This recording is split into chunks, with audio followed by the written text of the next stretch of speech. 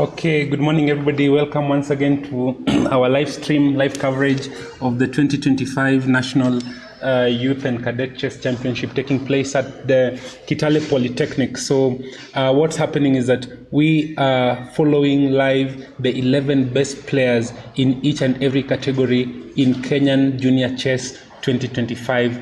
Let's go.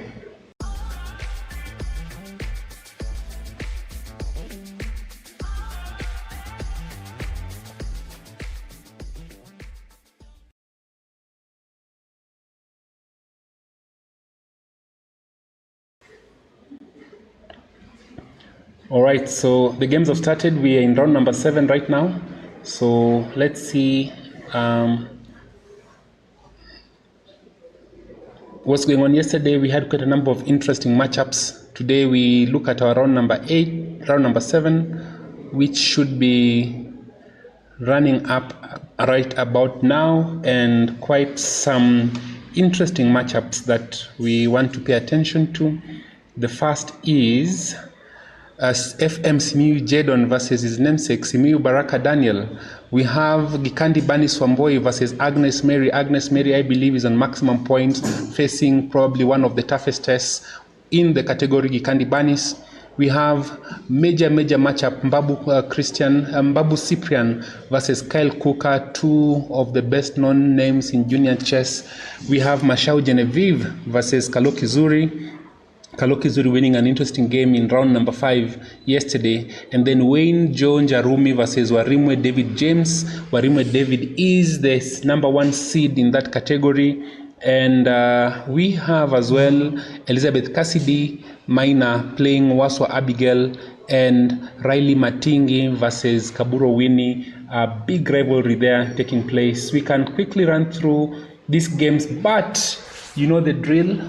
Before we run through the games, we have to inform all the parents, all the chess lovers out there that we are live. And the way we do it is we look up the channel Raising Chess Champions in Africa, which is the channel that is doing this. Remember that this is a voluntary service. This is unpaid. This is something that we do for the love of the sport.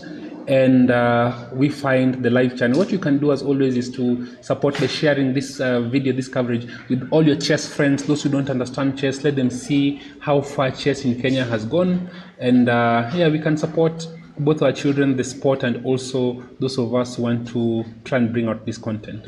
So as it is now, we will be copying this link and sharing on our socials. And the socials that I have in mind at this time is Chess Updates Kenya.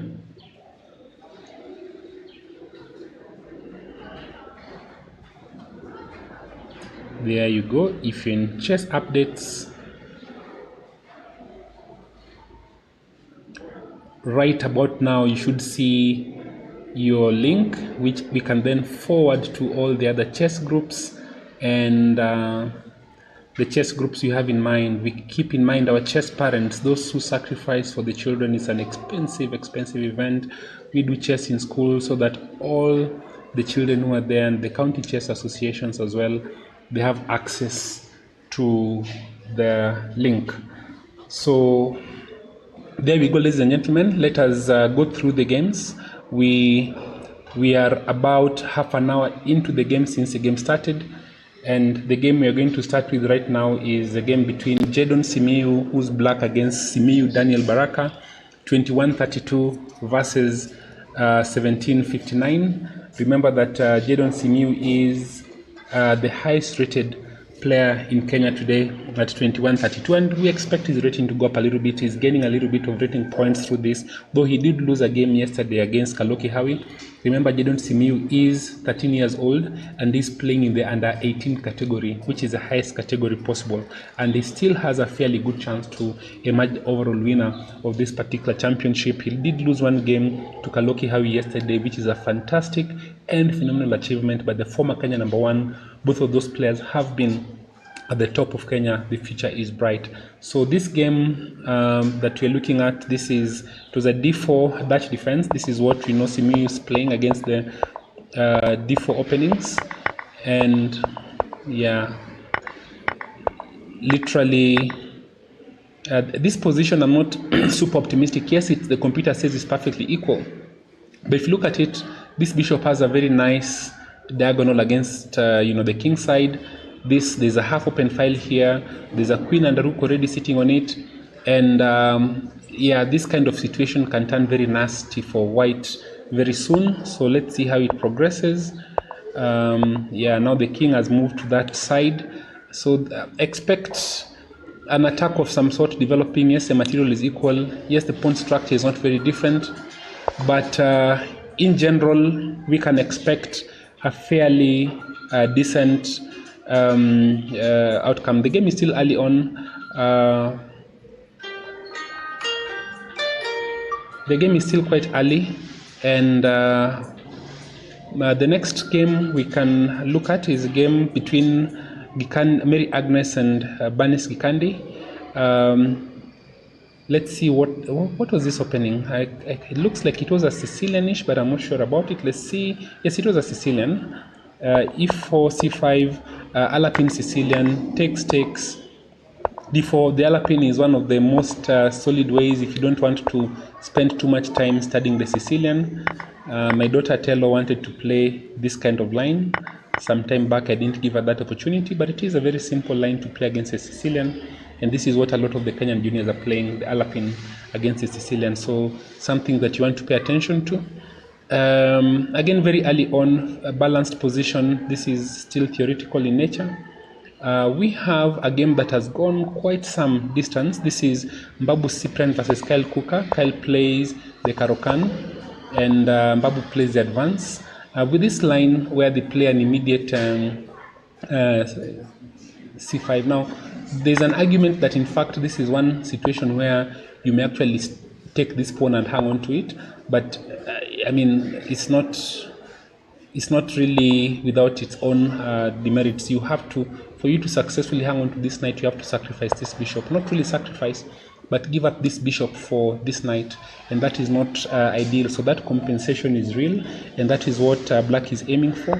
So instead, Babu just maintains what we call the connect 4 in this situation, giving solid defense to this pawn. But this structure then becomes similar to what would be a French advanced structure. Let's say, for example, a move like this were to be played. Let's just make moves like this. Then this immediately becomes a French defense advanced structure. Now, the main difference between the Caro-Kann and the French is, you're fighting for the center as white and black. So you want to put a pawn in the center as black has done. And the idea is that if I take this pawn, then you also take this pawn, and we both have a central pawn. You always want to maintain a pawn in the center. So proponents of both the Caro-Kann and the French argue that you can support your pawn on d5 using another pawn either on c6 or on e6. Now, what's the difference? The main difference is that when you support this pawn with, let's say, the e6 pawn, okay, if black takes, then you're probably fine. You imagine that the position is fairly symmetrical. This is a line, actually, but you do support your pawn. You don't want to take back, because when you take back, let's say, for example, in the Rubinstein variation, where you take this pawn, then only black has a pawn in the center, white doesn't have one. This is also a line. You maintain your pawns. However, the problem of this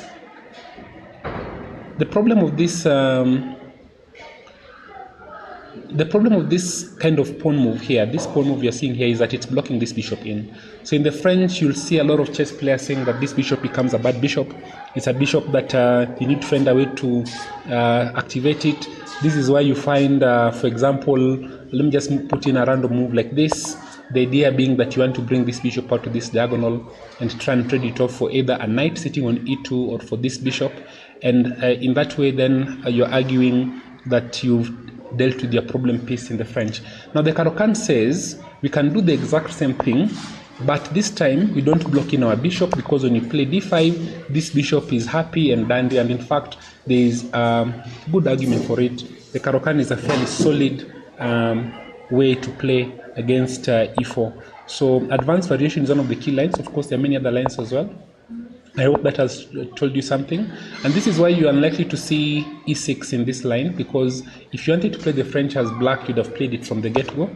And yes, there we see Kyle pushing out his bishop to the f5 diagonal, one of the main advantages of the Caro-Kann. And now he can actually play e6, because as opposed to when this bishop is here, in this instance, the bishop is already out, and therefore there is no real threat. This bishop is already happy. It's no longer here, being blocked by this pawn. It's already outside, playing a very active role. And I can see my daughter has already won her game. She's coming to prank me with her face looking. Yeah, come and tell me, how did your game go? I won. Congratulations, Ivy is very strong. Ivy is very strong? Yeah. Good job, good job. It wasn't like Jane cannot do something. Were you playing Ivy? Yeah. Okay. So let's see. People like Jane are able to do something stuff. Everyone can. And Ivy is strong. Ivy is very strong. Yeah. So do you want to show us the game? Can you enter it on the phone? Then we see what the game went like. And then I'm going to do it. Yes, we'll enter it there. So you have a seat. Show us your game. So that's my daughter Ariella Taylor, who has just won her game, and she says that her opponent is very strong. She was playing black against Ivy, and yes, when she says that, it's important to note that every single player playing in this playoff is extremely strong. Why do I say this? 3,724 children gathered here in Kitale Polytechnic in Trans Nzoia County, the western part of Kenya, to play in the Kenya National Youth Chess Championship, Youth and Cadet Chess Championship 2025. These were the finals. Remember that there were regional events taking place in each of the regions in the country. Several counties, almost I think more than 20 regions, were having the qualifiers, and you had to qualify for the nationals. 3,000 plus children qualified, and out of those 3,000 children, yes, there's an initial championship. We've taken the 11 best, the top 11 in every category. 132 children out of 3,700 plus are playing here. Any child you see here is indeed the best of the best, and we wait to see how this tournament is going to play out. We will see how the games go. So Taylor will sit down nicely so that I can concentrate. Please sit, Sunshine, so that I can concentrate on what I'm doing. You enter your game, enter it fully. When you're done, let me know. So I'm not surprised when Taylor says that Ivy is very strong, because that is one of the top 11, and anybody in this event is actually very strong. So back to the game between Kyle Kuka and Cyprian, an improved French. And here, of course, yes, one of the key problems with these kinds of lines is that it's very easy to lose track of the fact that white can actually take this pawn. And this is in fact what happens in this situation. And what white is arguing is that in this kind of a situation, yes, it looks equal, but your bishop is getting kicked around. This doesn't make sense that they had to capture. I'm not sure. Well, they did capture, and now we have an imbalance, a bishop pair versus a knight and a bishop. The position doesn't look perfectly open right now, but this is, what can I say, an hallucination. There's a pawn break here, c4, there's a pawn break f4. These diagonals are all very open and nice, and therefore I think this position is definitely, even though material is equal, we expect that white is going to have the better of this position. Already the lines are opening. Where will the black king go? You really have to think twice about putting your king on this side. Yeah, so this is quite already a bit of a problem. And c4, one of the breaks we spoke about, if you have two bishops, then one of the things you want to do is to open up the lines and look at these pieces. It's like this knight never moved, but it's actually moved twice. So in this concept, you can imagine that black has, white has saved time, black hasn't. Again, a move like this doesn't seem like it's going to work.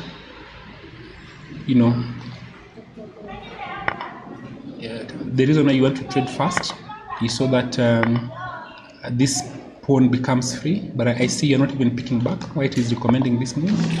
Wow, and how do you defend that pawn?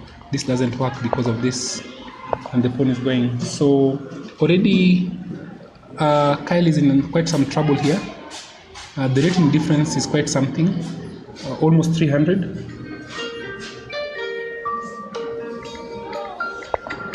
Sorry.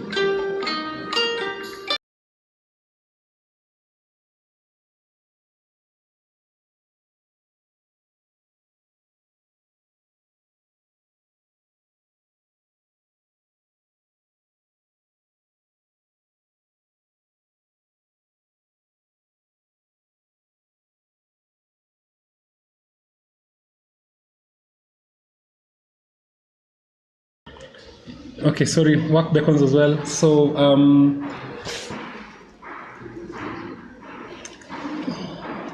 yeah, here we are. So the main thing is this position is pretty bad for Kyle. I think this has gone wrong, and has gone wrong quite significantly. The next game we want to look at is Masha Genevie versus Zurikoki, two very strong players. And well, the material is equal, but we have 2 weak pawns here. Actually, 3 weak pawns for black. This, and 1 weak pawn for white here. The material is diminished, therefore it may not be as significant. It may be possible for black to sacrifice even 1 pawn in exchange for this pawn, and the extra pawn may still not be enough to win, because you may end up with a rook and a rook and pawn, extra pawn, and that kind of situation is almost drawn. It's not automatic, it's not easy, but there are certain drawing lines. So this was an e4, e5 kind of line. I'm expecting it was a proper Italian. Oh, d4. Okay, picks back. Yeah, and people play this quite a lot. I'm not sure this is a move. The move that you want to consider here is actually to play here. And the idea that white normally has is that if this is taken, then they have this bishop sacrifice here, and then the queen comes out to play check. So I feel that this is a line that most of the juniors really want to pay attention to. If bishop is played, you generally want to pick here, and the idea is that white takes your bishop, takes back, and then sacrifices their bishop here. Let's turn off this engine, because after this check, then you have queen to b6, which is a check and also attacking the knight. And here, this is actually not the best move, but it's a move that I would you'd consider playing. Now, if white goes ahead and picks the knight immediately, then black has already equalized, because black castles behind by playing here. Now this rook is active, and when you bring in the check, the knight king can just move away to g8, and it's like black never had any issue castling. Like black just castled comfortably, and black has an extra bishop. The 2 knights in the center are equal. There's a bit of pressure on this diagonal. You can't even play this because queen comes out saying check, and if you try and block, there's always this pick here. You pick back and you lose the rook. So this is a reason why before you pick this knight, then you may want to play this check. And at the moment this check is played, then in fact I recommend that you play the king here. Why? Because white has to pick back the knight, and then there's this very nice move. You don't want to keep your king in the center. You're attacking the queen, at the same time you're attacking this pawn. There is no way for white to defend both, because if you try and bring your queen back, oopsie daisy, that's a bottes. So you have to trade queens in this position, and once the queens have been traded, then this king is a bit safer, and black has once again equalized in a position that should have been better for white. So keep that in mind, guys. I do recommend that you consider taking this pawn, and that's actually, I think, also the best engine recommendation, because picks, bishop takes on f7, king takes on f7, queen to b3. This is not the best move. There's a better move than this, but to keep it simple, after this check, you want to play here, takes the bishop, then queen here. No, not there. Queen here, and again the queen cannot escape, because if the queen tries to escape, then there's this check, and this position is really bad for white. Great. So anyway, back to the game. I think Genevieve did pick, and then d5 followed. Still, this is a line, very good position as well, and here as well it's possible to argue that black has equalized, a simple equalization. And in fact, yeah, actually this move was missed, because this move, the knight just jumps into black's position, You don't have a late squared bishop. This is what do you call it? This is what do you call this kind of a pawn? An isolated pawn, and it's being attacked right now. And how do you defend it? The answer is you can't defend it. If you try and play this, then a pin will come against this knight, and this pawn is actually falling. So I think Genevie missed quite a chance. Bring this knight, expose an attack. You really can't push this forward because you have two attackers. You're going to lose it anyway. And that was a really, really big miss. This is why I say study openings, because that's an opening line. This is move number 11, and this should be part of your repertoire if this is what you play routinely. Okay, so instead what was played? Bishop pin happened immediately. Yeah, and still there was the option to play knight f4, though it's less useful now. And then, yeah, this allowing an unpleasant pin.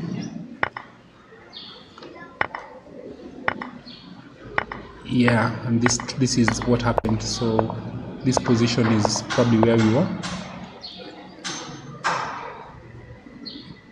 And I have a feeling that now white has the better of black's weaknesses. Remember that black has 3 weaknesses, white has 1, and so it's much easier.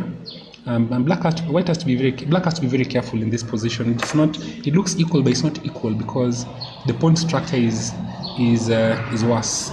And this move in particular, now this king has an easy path into the game. This king not so easy. This knight can end up in this square attacking this pawn. It's all complicated actually. So, in fact, a simple plan already is to what the engine is recommending is to play here to give this knight a chance to move into and attack. And I think you probably have to play a move like this. Then look at that pawn. How do you defend it? When you attack, this guy just moves back, and you can argue that this pawn is almost falling at some point. So these kinds of moves have to be considered. It's still some play left in the position. Let's see how it plays. I think white is safe, but of course surprises can happen. This is Wayne Joe Jarumi versus Warime David, two of the very strong players. Warime David is top seed in the category, and Wayne Joe is the reigning under 15 national champion in the open category. Open category under 15 is in fact one of our toughest categories in Kenya. Some of those children could beat almost anybody in the senior category. Again, Karokan, main line. Oh, this is sort of a new trendy line where the knight comes out, and after the knight is picked, it allows black to have very nice easy development. The only downside to this particular pawn structure, so you'll hear pawn structure a lot, because pawns are actually the soul of chess, is you have same number of pawns, but if you look at the pawns, you have these two double pawns, and all of these pawns, these 4 pawns are, facing these 4 pawns, these three pawns. If you are to remove all the pieces, it is not possible for these 4 pawns to force a passed pawn on this side. Just trust my word for it. However, on this side, these 4 pawns that black has, they can actually force a passed pawn. To give you an example, if at some point I were to play this pawn here, let's clear all these guys. If I was to play c3 and this, then suddenly if you pick, this becomes a passed pawn. So this pawn majority is mobile. This pawn majority can cause a passed pawn. This pawn majority cannot cause a passed pawn. So white's majority on this side, can cause a passed pawn, and black's majority on this side cannot cause a passed pawn. If you think about it critically, assuming in the end game, and you have to think about what to do, there are only kings and pawns left, remove all the pieces off the board, then it suddenly hits you that black cannot leave the pawns to deal with these pawns, right? Because one of these pawns is going to get through and become a queen. So black on the queen side will need the king. On the other hand, white on the king side, where black has a majority, can go to sleep. The king can go perambulate the planet and just go around and do whatever it wants, sunbathe, whatever it is. And these pawns can never force a passed pawn unless, these 3 pawns can adequately stop black's pass pawn. Of course, you have to think about it. It's you know, have to make the right moves at the right time, but it's not by force. Like white has to be willing, has to make some bad moves for this to happen. So already that tells you that white has a significant advantage in the endgame, because then this king can go and try and support. You know, it becomes king versus king. You'll get an extra pawn here, create an outside passed pawn. So you'll make some trades on this side, have one pawn left, and then while this king is trying to stop that one pawn, your king can then come and attack these pawns and capture them. I hope that you understand what I'm saying, because it may sound very simple, but anytime you hear grandmasters speaking, they talk about pawn structure, this kind of structure. This is what happens. These are the things they're discussing. So it looks like I'm talking about 50 moves from now, but those 50 moves actually mean a lot in this kind of a position. However, the endgame is very far away, and before that time arrives, then black hopes to have changed the pawn structure, trade off a couple of things, use an attack to create some imbalance, and we may see some of these things actually happening in the course of this game. So you can see black is pushing through the pawns on the queen side, and I wouldn't give out this bishop. I'm not sure why this is a thing. Yeah, I would not give out that bishop, to be honest, but it is what it is. Yeah, this is one instance where you can see the concept of the end game being too far, because before the end game there's this thing called middle game, and white will not have an easy position here, because after this move there's this take. You have to take with this pawn. Now you have a weakness. This is a king, these are lines, and it's not so easy anymore. You can see situations where this king comes under attack, and I'm not sure that, yeah, that's actually what happened.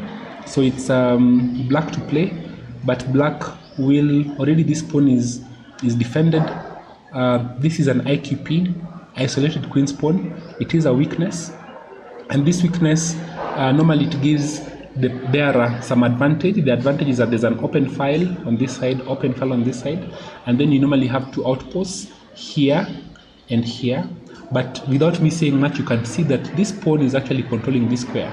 So this outpost doesn't really exist for use, and as a result of that, you can actually see and understand why it will and is that black is already better and white has a serious problem to deal with in this situation. So let's see how it plays out. Already we'll see how it progresses. The next game, Waswa Abigail versus Elizabeth Cassidy. Cassidy has had a pretty unpleasant start in this game. In this tournament, she's lost I think 2 games and also has 1 draw, which is unexpected, and yeah, standard. These juniors know their chess. Now people are starting to put a bit of work on the lines, but also didn't really make the best of moves. I think that pawn sacrifice cost them time unnecessarily, and more importantly, what it did is it allowed black to add 1 more piece towards the center. So suddenly it does look like this knight is offside, but that knight can easily reroute through this square. So think of a position where this has been played, this has been played, knight goes back to this square, and then the knight comes to e6, and this pawn center is already much better for black. So already I would imagine white could get in trouble in this position. 1 piece developed, 2 pieces developed, a center majority for black. These sound like very small details, but actually this is what you need to understand if you want to get better at chess. You want to understand what the pawn structure means. Pawns are the soul of chess. They're the infrastructure. If you have a bridge going to Mombasa, dual carriage, yes, a different route is shorter, but it's a rough road, it's full of potholes, it has no cohesion, the key pieces can't work together. That's a bad plan. The plan you want to do is to follow the easy one, and that's why you use your pawns to build pawn structure. So this is consistent, quick, easy development. And what does white do? White doesn't have targets. They're trying to catch up on development now. Yes, this move is going to happen. in conjunction with this bishop. We have seen this a couple of times yesterday, especially the game between Bella Nashipai and Elizabeth Cassidy. Elizabeth Cassidy was on the receiving end of this kind of combination, and already we see that attack, and this will be unrelenting. This is like a dragon bishop that can never be challenged, and this move looks like it's a good move protecting the pawn, but what it does is to open further, weaken this diagonal further. And in fact, even in this position, I'm not sure that there's a tactic, but you can see a situation where actually there is a tactic immediately, which is this, because now this bishop is attacking this and this knight is attacking this, and I have a feeling, was that played? No, it wasn't played, and that was a really nice and unpleasant miss. So just think of it this way, just like this, and this bishop we are talking about is attacking this knight. Where can the knight go? Let's say here, doesn't work because I just pick it, and you pick back, and I'll pick your rook, you pick back, and I pick your bishop. And even though material is equal, once again this thing I've spoken about, pawn structure. Look at the pawn structure. Then now black has a bishop pair, so that's not a very difficult tactic, but we'll see how it goes. I think again that weak knight is a subject of attack, threatening to break the pawns.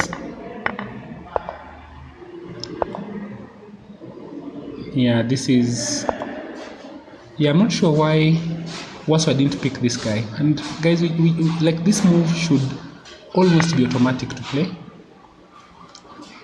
Okay, yes, and I was usually thinking of this kind of a move to ensure this doesn't happen. And if it does happen, of course I take your queen first, and then I take here. So again, pawn structure, guys, pawn structure, and Waswa would have equalized quite comfortably. I'm not sure why there was hesitation to pick here. Okay, there's also this option, but this is not good because this pick can happen, and your pawn structure on this side is not good. So later on, this bishop can move out of the way, and some attack can develop. Still, this move should not be missed at this level. I do recommend that because it should be considered seriously because of what it does to the pawn structure. And then of course there's a move like this, and even this is actually the move that you have to see before, you know, because if this is picked, then the knight picks back and all is dandy. In fact, this is very, very good for white, because then the knight can come to this square where it's safe. It has a nice outpost. Later on you can probably attack the bishop, maybe even bring the bishop back so that you can access this open file. So instead I also played this move, which loses a piece. That's just a blunder because you see you're moving your queen into a pin, right? So this is taken, and then after d5, what do? That doesn't work because the queen comes out of, you know, a pin. It loses. Even if this bishop could move away, let's say a place where it can be picked. Here it's gonna be forked anyway. This move would still be attacking this pawn. So queen e2 was just a really bad move, and Waswa is a piece down. Now they're thinking of how to bring their rook to the a file. That won't happen, and yeah, this will not happen. This position is absolutely terrible. The rook is coming to d2, the queen is coming to f3. Yeah, and you can't take the bishop, by the way, not even because it's picked, but because of this check. And when the king comes up, then you have this move, or even here actually, but this is the move I'd play. It doesn't work, by the way. I had a thought, but it doesn't work. Okay, so essentially you've just given back your piece. No need to do that. That's unnecessarily complicated. I'll just pick it simple chess. After the check, I just pick back the rook, and that's all she wrote. So that's also Abigail in a bit of trouble. Riley Matingi versus Kaburini. Let's look at this game. E4, E5, knight C6. Interesting. Yeah, I've seen this move feature now where C3 is played on move 2. It's not a very common line, but it works because what is saying is I want to play my pawn to this square, and if you take, I take back, and now I have this so-called super center. Of course, it's not so easy because there are moves like this. It doesn't work in this situation because already this is defended. So it's kind of one of maybe the idea I'm trying to put across is let's say something like bishop here, c3, similar, and then this move, this takes, and now if after bishop here, and you want to keep your bishop onto this diagonal so that you can put pressure on this pawn, if I make a move such as castling, then this move becomes a possibility. Okay, and the main reason for that is, let's say if I were to, you can already see the kind of pressure here that's being applied. Let's say if I was to play a move like this, then knight moves, attack the bishop, then this move exists. And I'm not sure you want to take with your takes back, and I think black has just won a pawn, if I'm not mistaken, in this situation. So this pawn becomes fairly weak when this pin is allowed.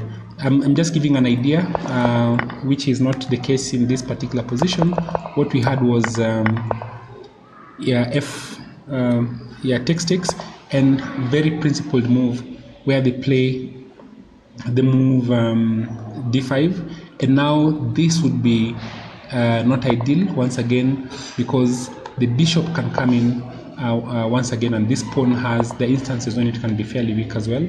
The knight can come to this square, adding attackers into this position. There are also situations where you can actually play f6 when this is taken, the queen takes, and there's no pressure on the d4 pawn. So pay attention to, it looks like it's a fairly strong pawn, but it's not strong at all. This is a weak point, and this is a point where it can actually be attacked. So that's in fact what happened. Yeah, this move is not ideal. Moving the bishop twice.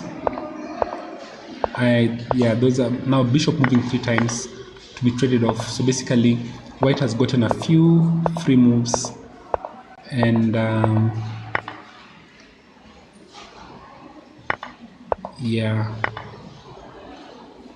giving up a bishop for a knight, but it's an equal trade. The main imbalance is that there's a bishop versus a knight, and in this position it's fairly even, but still something to play for. Because there's this imbalance, bishop versus knight, and both players have pawn majorities on opposite sides. So 3 pawns versus 2 pawns, and 3 pawns versus 4 pawns. And these are what I call healthy majorities. Both of these majorities can be pushed to make a passed pawn. So for example, white at some point may play a move like this, push here. I'm not takes back, and this pawn is a passed pawn. And black on the same vein can play this here, takes, pushes, takes. Sorry.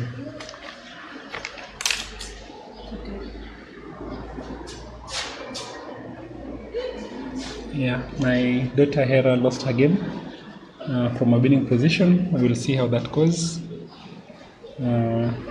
She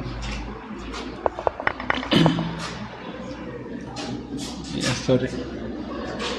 This is what parenting and coaching is. You have to, you can see the emotion for me as well. I feel for having lost a better position and to see what it was. And yeah, so anyway, that is Riley Matingi versus Kaburini. And then Andizen Wright versus Nathaniel Manyeki. D4, D5.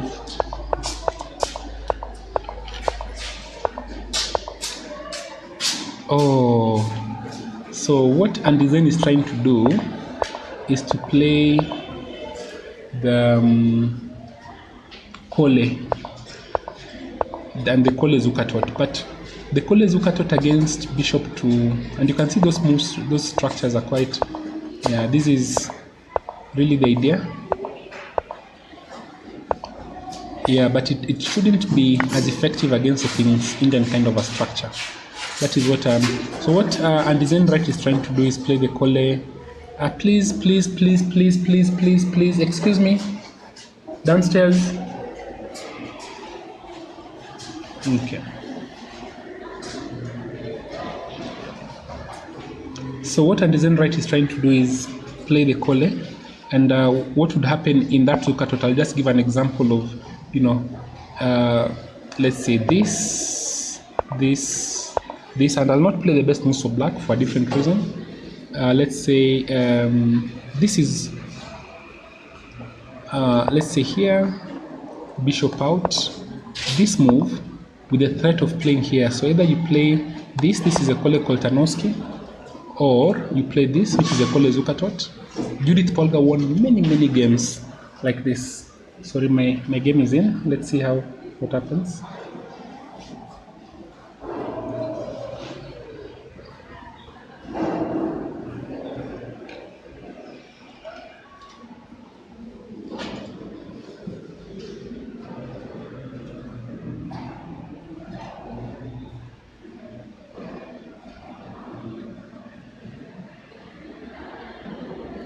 I'm curious, why not the check?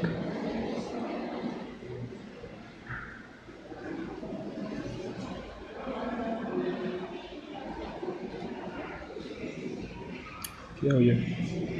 Okay.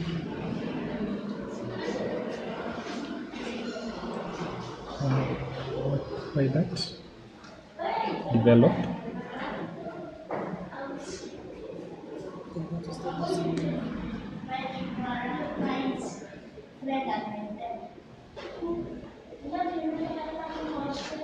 Yeah, you've not castled, you've not developed. So.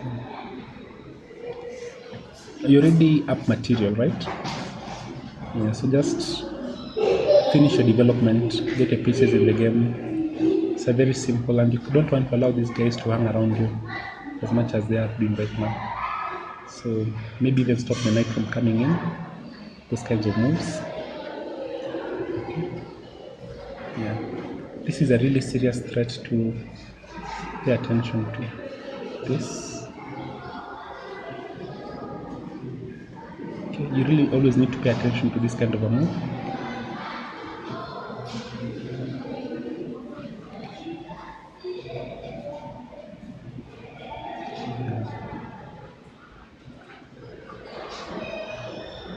Yeah, it's not good. Yeah.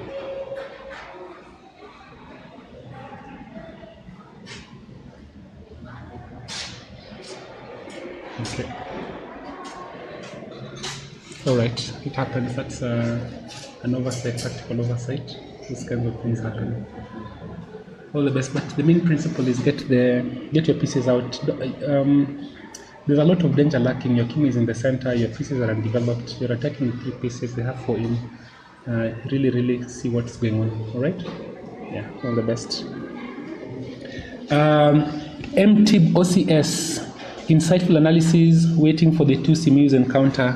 Yes, coming to that as well. Nathaniel Manyeki, parenting duties as well, and coaching duties. So here, this is what would be the ideal, where then, let's just play, okay, this is still not, actually probably still one of the good lines. Castles, let's play the knight out. Bishop comes here, let's play a move like this. Knight comes here. bishop comes in. Then this move is often played, and this move comes, and the queen comes here.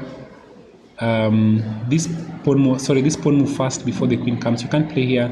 You play here right away. I think this happens, and when you bring your rook back, I think you're chased back. You go back, and the bishop comes back to this position. So this is really and you should take some time to look it up. If you want to play d4, you really want to take some time to understand how to play the Kole Koltanowski. Both are white as black, by the way. Kole Zukatot, both as white as black and black. The Kole is a fairly solid opening. Mehul Gohil has won many games in Kenya. It's almost like taking candy from children. If your opponent doesn't know how to play against a Kole, these attacks are going to crash. There are moves like this. There are moves like queen here. There are moves like queen here. There's so much that can go wrong. At any point you may pick here and open up a line. Not one of the usual things happening in the position. So you really want to pay attention to this kind of a line. However, that Kole system doesn't work so well against the King's Indian setup. So we'll wait and see how it develops. But because Manyeki played the King's Indian setup, and the Kole system may not work as well. Though white has a decent position, is not so bad, but it's not what they had in mind. The kind of attack they were planning cannot work in this position. And you can see that black has a better center already in this situation. So if you go back again, look at some of the games we had earlier on that are developed, and wow, Simu Jedon versus Simu Baraka, this looks over. Let's see what happened. Suddenly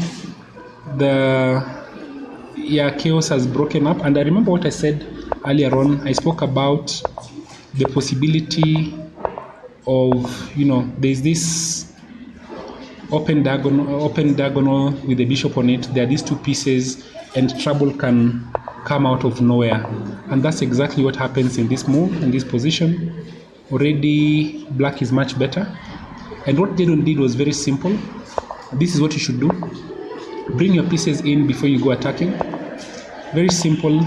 Pieces into the game. Simple chess. Relocating the knight, because the knight is not doing much, opening for the bishop. And now bringing the knight into the game. And this move is completely losing. Actually, the exchange is a better option, because knight comes to f4, attacking the rook once again, and bam. You really cannot pick this. Already, and Simu for some reason doesn't miss these kinds of tactics. They play this check first, and now the bishop takes the checkmate threat, and I think the rook has to be given. Is it? Not really. Check. Check. Threatening checkmate. And basically he wants to open up this file as well. Yeah, and the bishop is coming back to this square. Oh, even worse, because now once this opens up, your king and queen are in the same diagonal. Very energetic play, and I think here we should see resignation by Simu Baraka Daniel. This is gone. It's move number 27. This is over. Agnes Mary and Gikandi Banis. And so very instructive what Simu has done. And a lot of, if you listen to what I was talking to my daughter about, I was saying that in this kind of a position, what you want to do is to bring your pieces into the... Do not attack without your pieces in. You really can't do that. You look like you can attack, but it's attractive to attack without pieces, but develop. You're ahead in material, simplify. So... And by the way, this always looks like it's an option to pick here. This was probably the plan, but now look at this check. The king is under attack, right? It's a check by the pawn, and whichever way you take, the queen is falling. If you take like this, rook takes is a check. and this is under attack, so you must take this way. This is a check. You must go up. This is a check, and basically, this is as over can get. And if you move away, still a check. And yeah, this is not right. Oh yeah, it is right, because you can still leave your queen. If you take the queen, takes makes a new queen. And yeah, Simu Jedon has played a fantastic game. Bottom line, look at your pieces. What are the pieces doing? Bring as many pieces into the game as possible. That's all you need to do. That's it. Here, white is equally fine. White just needs to know, and they play the correct move. Okay. The journey of the knight is in this case, is it predictable? I'll probably not play that move. Okay. Best move by the engine. But then here now the opponent missed what was going on. They're supposed to oppose this bishop, and you should look at the two pieces. This bishop is very powerful, yours is not. Okay. So this, although it's also a bit late, let's say this is done. Okay, so here things may actually work.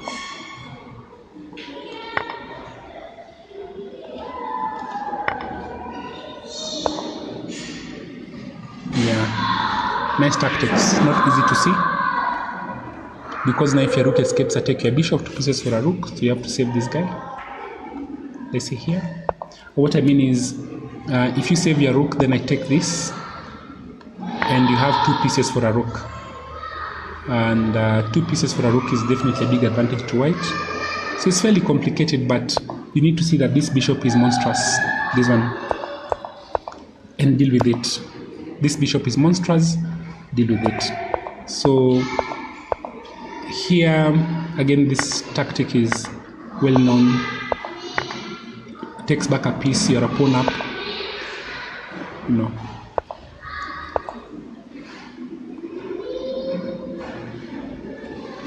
You can win an exchange anytime. Take an extra pawn. Keep it simple. This is all. You can actually take here immediately.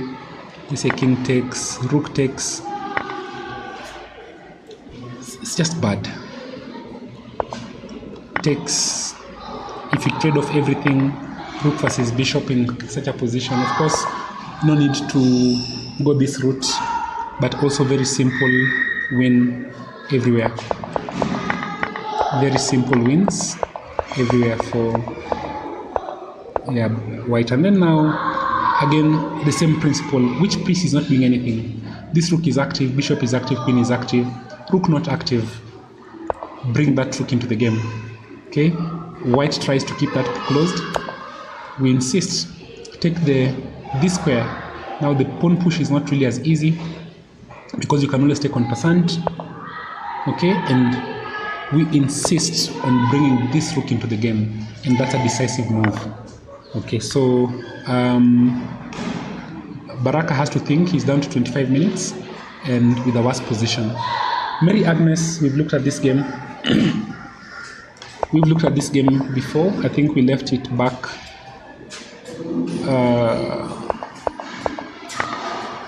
Did you leave it here? Yes, we left it here. We left it there. Takes, bishop. Yeah, so breaking these pawns. I'm not so enthusiastic about this particular one because, yes, it's a trade. Yes, it makes double pawns plus an isolated pawn. And now black has what are called 3 pawn islands. 1, 2. Pawn islands are groupings of pawns.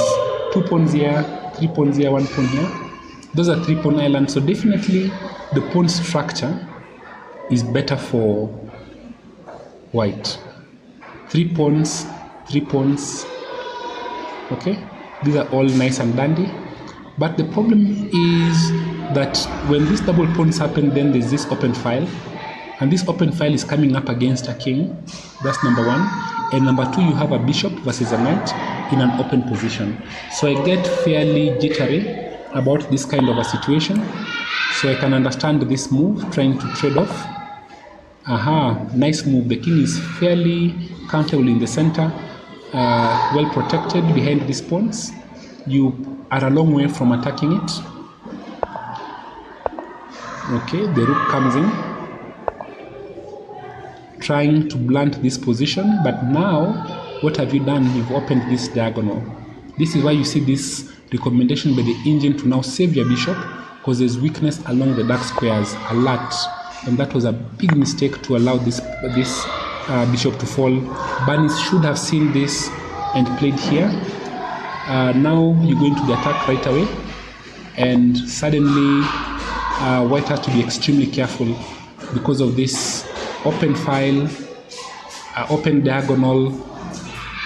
This can be kicked out anytime, so this would be very, very bad for white. Again, it's not tactics, it's just positional play. Look at the position. What are we looking at? And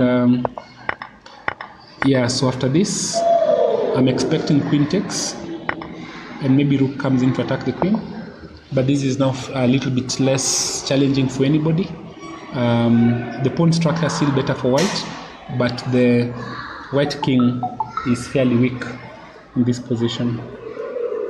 All right, so let's see.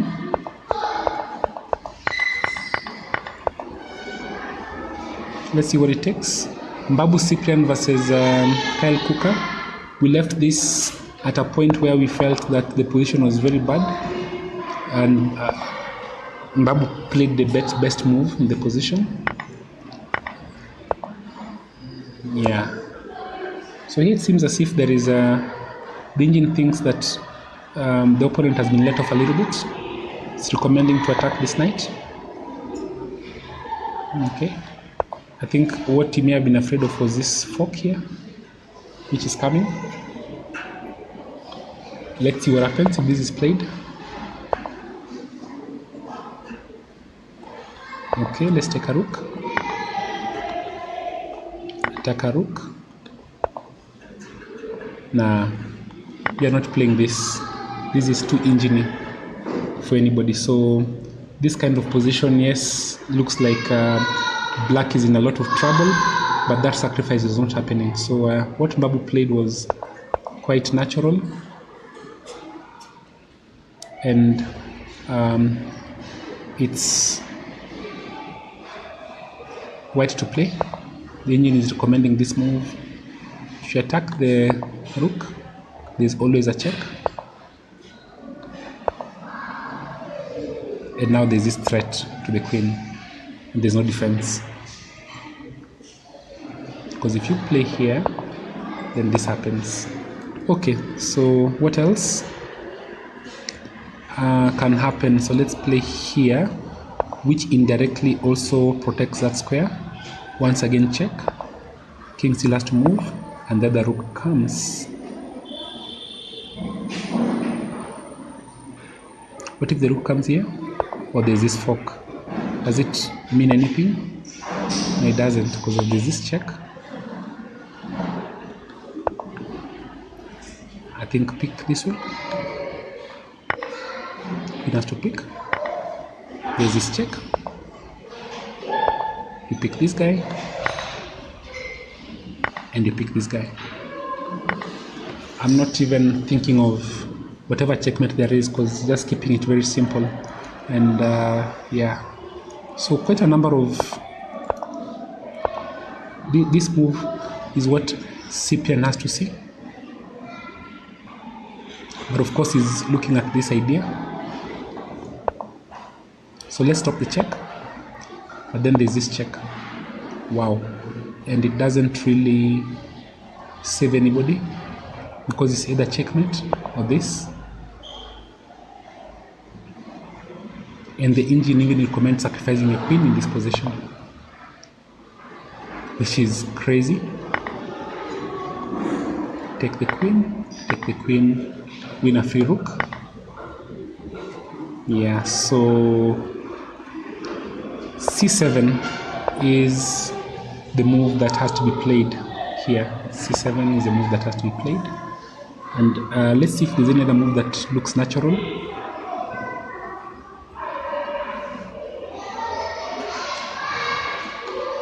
Let's say this.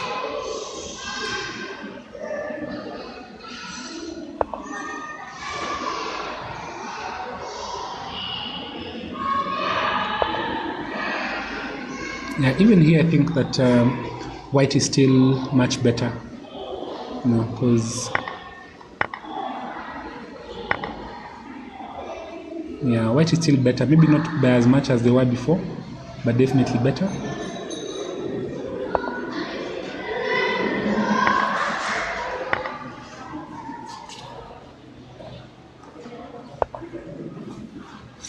Yeah, white is still better. Let's see if I miss out too much there.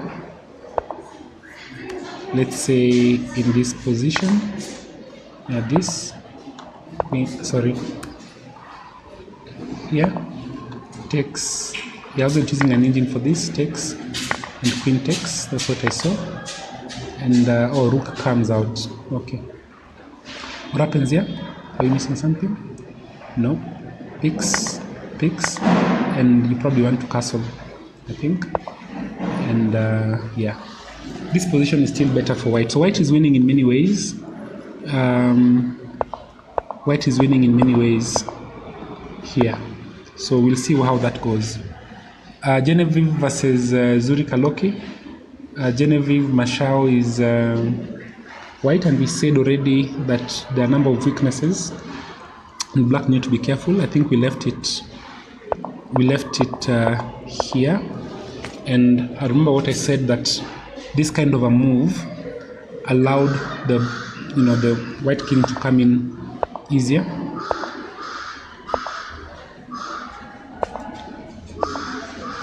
Yeah, a very nice move, stopping this guy from taking anybody.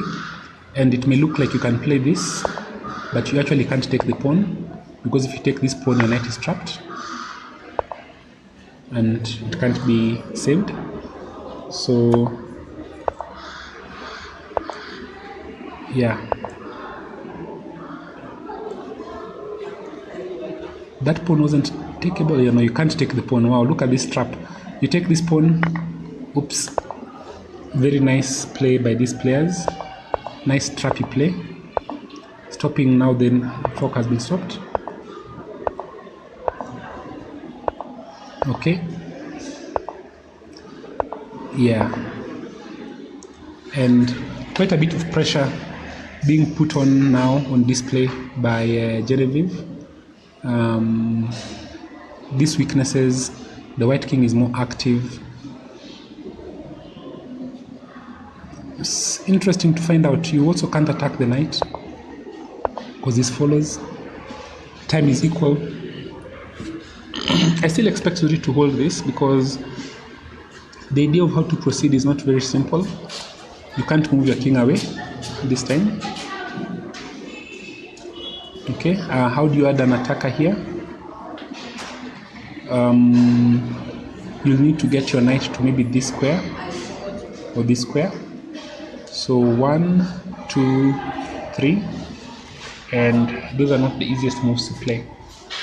So yeah, we'll see how it goes. In the meantime, Zuri has to figure out. So let's see. Bring the king closer to defend. What's the engine recommending? Attack the knight. Attack the rook. Okay. Why not repeat?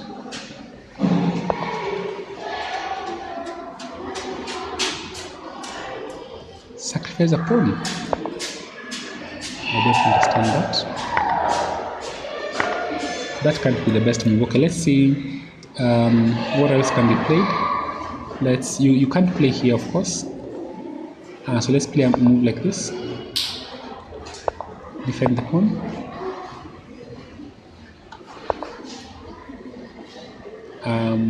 Let's play here. That's okay. Waiting moves. Okay. So okay. Let's play here. Takes. Back. Put back. Okay, I'm just following the engine moves to understand what the winning plan is. Oh, that's now weak. Okay. So you create a weakness on the other side, go for it. Yeah, create another weakness. So there's this thing in chess called the principle of two weaknesses, where you have, one piece. And Cassidy has won a game, by the way. You have one weakness and the opponent is able to defend it. When you create a second weakness, then they really can't do anything about it. So the game we are looking at now is David James versus Joe Wayne. Sounds like English names.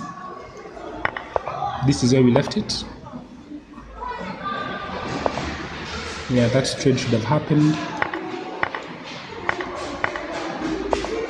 Yeah, but with more trades now, the attack is less dramatic, and that pawn has fallen.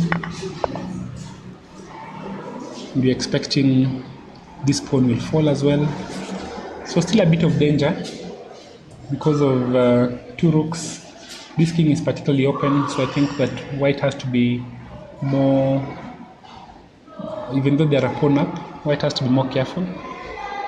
And there are always ideas where you could get a sort of a draw by perpetual for white. So this is Cassidy's game versus Waswa. I think we left it here, they were pieced down. So what happened was exactly what this queen came out. This is a checkmate threat. It's a check. Takes a pawn, clears a queen. Yeah, this is over. This is actually reasonable. Really, Elizabeth. Okay, take my bishop. Outside passed pawn. This one can't stop it. Take the other pawn.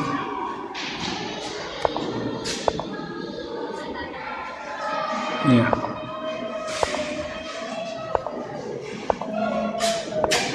This is brutal.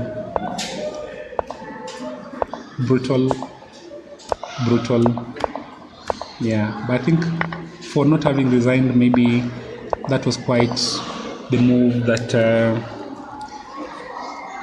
Elizabeth played. So very nice decision to entertain the fans there by giving up the bishop. Of course, it's not the best move in the position, but it is equal pawns here, I think. 1 2 3 4, 1 2 3 4. Yeah, and you can't just take here because the bishop escapes taking it back.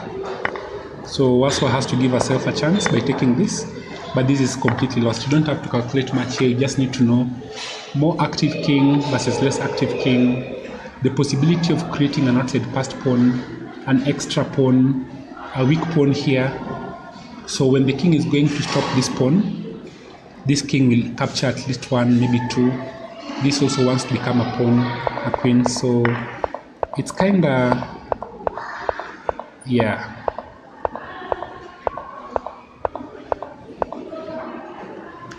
Now you have to move. Very nice, Zigzag. You have to move the king. Maybe this was better.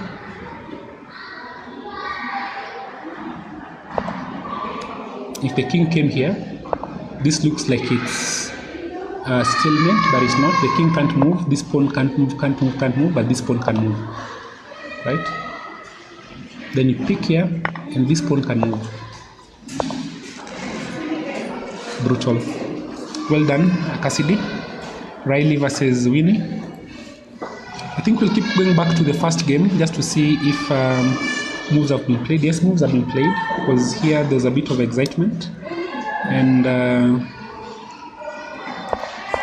yeah, the bishop was taken. Check. This we saw. What a move. I'm not sure that was the absolute best possibility.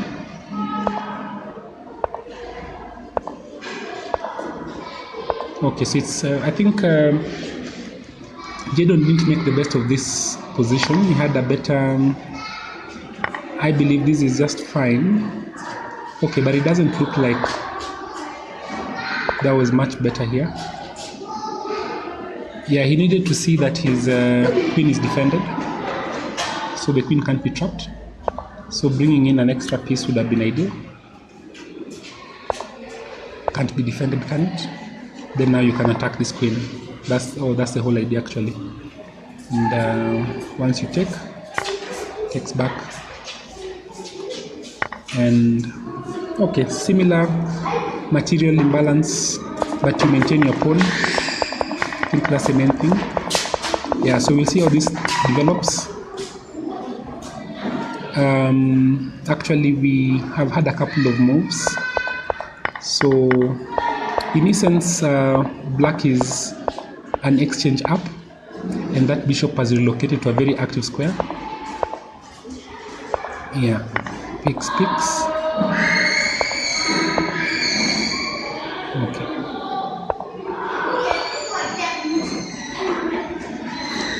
Yeah, interesting try. Is there if this pawn were not there, then it would be almost impossible, I think, for white to win. So let's just play a couple of bad moves. Let's say play here. Okay, we'll just have the same position. Let's play, for the sake of it, I just want to play this and just check whether this is winnable from here. Yeah, this is not winnable completely. So the only reason why that particular position is winnable is because there is this pawn. You get a fortress. This pawn offers the opportunity to, create some distractions. Yeah, so without this pawn, this position is drawn. That's really what you want to sort of take note of.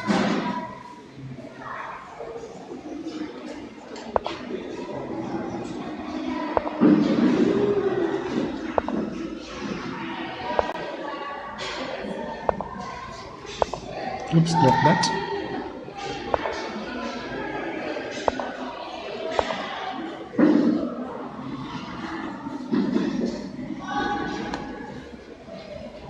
Okay.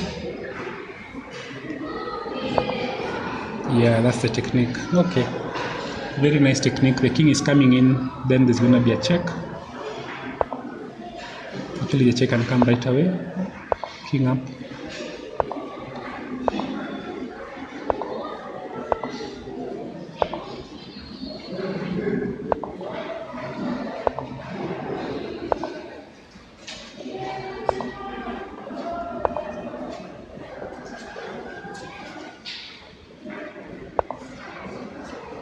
How does this check work?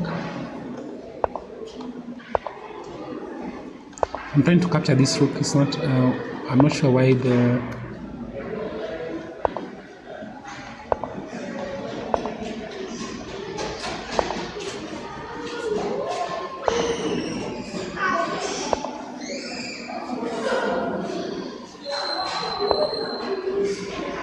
this is repetitive. I'm not sure. Okay, fine. I'm following the engine recommendations. It's not really making progress, so I haven't evaluated fully what the winning idea is, and you can see how hard it is. It's not the easiest way to win, so Simu has made his work a bit harder, but he is still completely winning. Babu, Cyprian, I think this has progressed as well. No, we're still waiting for Babu to make his move. Genevie versus Kaloki. Genevie has won a pawn and could be winning a second pawn. Actually, they are winning a second pawn. They should play check. Then the king moves forward. I think they can take this guy. And this would be a serious blunder, because that would mean a third pawn. And this pawn is becoming a queen almost immediately. So this is... Zuri is under quite some trouble. So let's see what happened. We left it here. Aha, that was the wrong direction. Genevie played the correct move. Attacking the rook. And added an attacker to the pawn, which has now been picked. Okay. So we're expecting the check. Actually, I feel yes, you're going to stop the king from coming forward. I think that was the move that has going to change my mind. Actually, we're going to stop this pawn from coming in, king from coming in. Genevie was going to be a bit jittery about allowing the king to attack these pawns. And now Zuri must move the king away or block because there's a threat. The threat is this check. And then this is taken. So she has to take some time, but she's a pawn down now. And as we said, black had to be careful. They had more pawn weaknesses. So you can see, go back and look at the evaluation, and all we spoke about were these weaknesses. The 3 pawn weaknesses that existed, and now the more active king. And unless black can get counterplay against this pawn, they basically lose. One of the pawns are fallen, so this is already very tricky. And if you play any other move, I don't think this doesn't work. There's a check wherever you play now, and this is, or even worse, you lose a, so you can't do that. Oh, and the knight is actually hanging in this position, so yeah, you don't have an option, it has to fall. Oh, no. Does it work? Okay, let's see.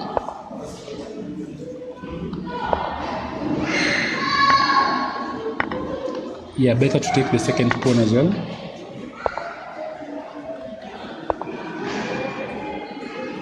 Yeah. Stop the king. Move your rook forward, I think. Yeah, so Zuri is under a bit of trouble, but the rook's on the board. It's just a pawn up. So yeah, she found the right move, and now you have to try and trade off the rooks.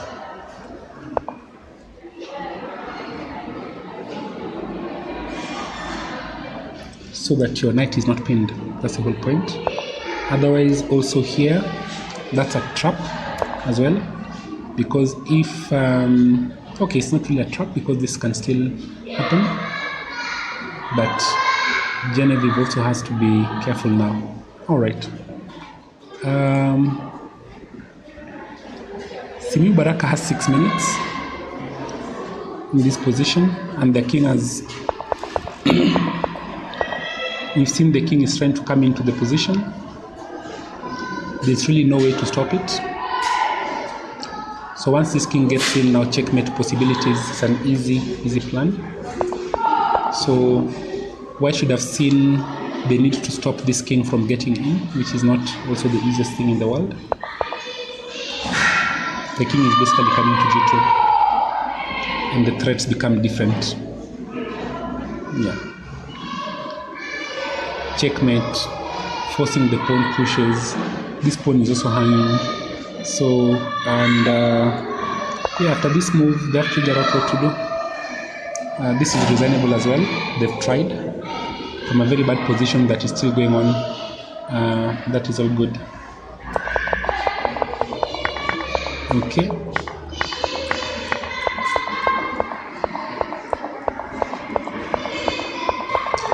This is Jedon's game.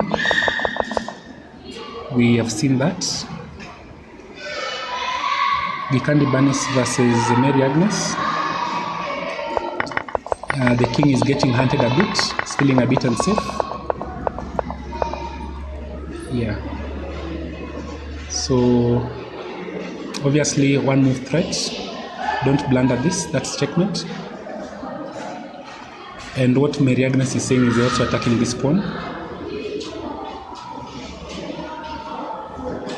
And I'm sure that's a bit scary. But this king is extremely weak. Extremely weak. So let's see. Play here. If this can be taken, then this check already exists. And this pawn falls. Right? Oh, no. This knight. Actually, so stop the queen from coming back. Okay, I've seen it. Stop this queen from coming back. Threatening checkmate once again. Wow, this is so complicated.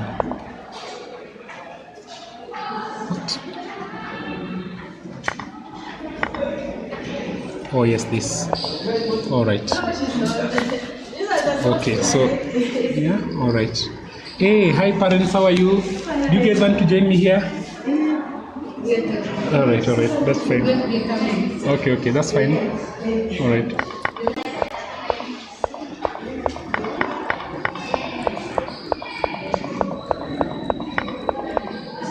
Okay, so it's a bit tricky.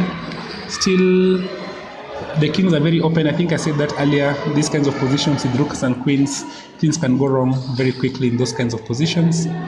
The game between Simu and Simu, this is about to get over. So there's a check. We're expecting. Oh, but this is lost. This is over. Because after check, queen checks and mate. So after this move, there's this check here, and this is checkmate. So this is over. That's what we're expecting. This is a mate in 2 position. The king can't go up because we still pick here check. So we're expecting resignation. And yeah, this is checkmate already. And the game is over. Congratulations, FM Simu Jedon, who has won his game. And then Gikandi Banis from Boy as well, fighting it out against Agnes Mary. Material is equal, but because of king safety issues, both players have to be super careful about how they play.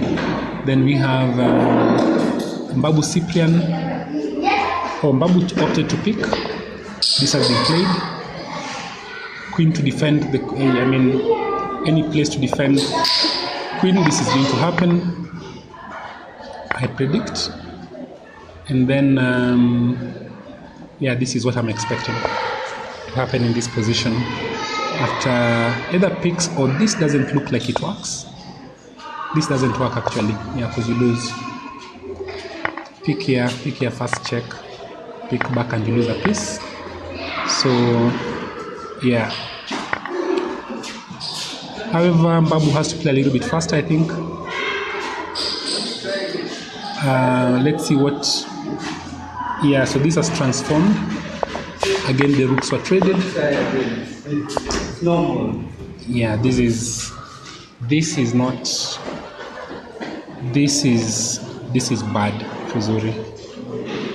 Because let's say this move, king goes up attacking, and the threat is very simple. I'm coming in here attacking your knight and this pawn. That will be 2 pawns. Knight endings are very much like king and pawn endings. So being a pawn up in a knight ending is generally almost winning.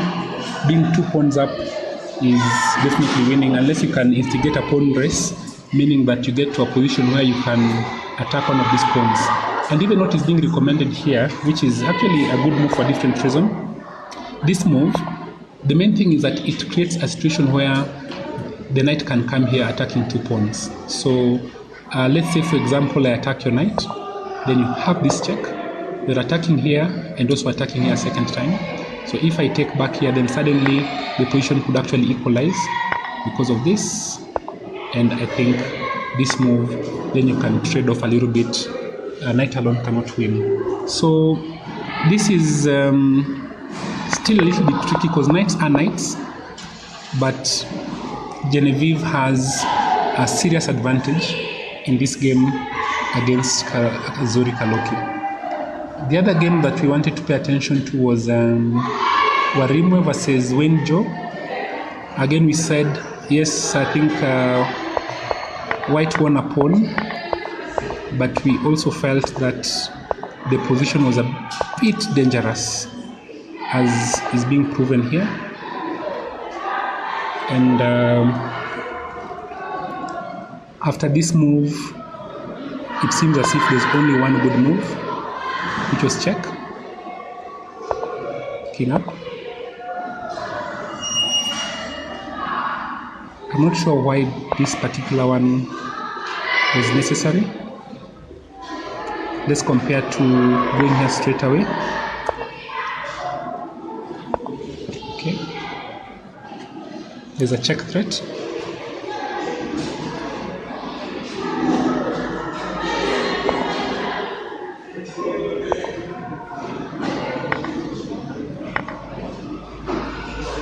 Of course, you can't pick. because of this check. Oh, these are mate actually, not even a check first. So let's go back and look at this whole line with the check interposed. Let's do the check here, then now here, this, and now there's this check. All right, so what does this check do? Oh, this is crazy, because you can't go back, it's gonna be met. All right, so check, and you have to go back. So this draws easily if you want to draw. Okay, and this is not good because, oh, you actually drop a rook. I was gonna pick and you dropped a rook. So very nice tactical idea that expose this queen, king to 8 can be checked severally, is what was missed. It's not an easy one to see, and now there's a bit of pressure. Yeah, and actually these players don't miss much. There's a bit of a threat here. It's a bit of a threat.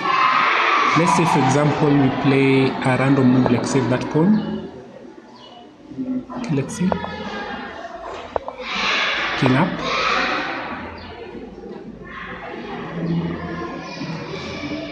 This loses a queen.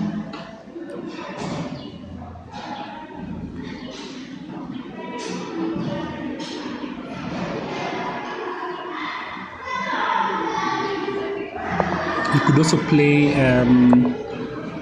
after this pin, because when the queen comes up, you have this check, and the king can't run away because this rook falls, and if you take. So this is all quite complicated, and Kyle Kuka is in trouble. That's the reality of this position. Babu, Cyprian, Genevie, Masha, Wayne, Joe, Riley Matingi. Let's see how this is.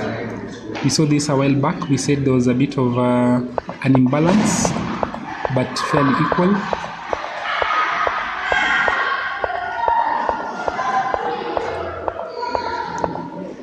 Okay, so here we're expecting a trade, but that trade favors black for the same reason I said earlier. So takes, and actually it's even worse because you just lose a pawn immediately.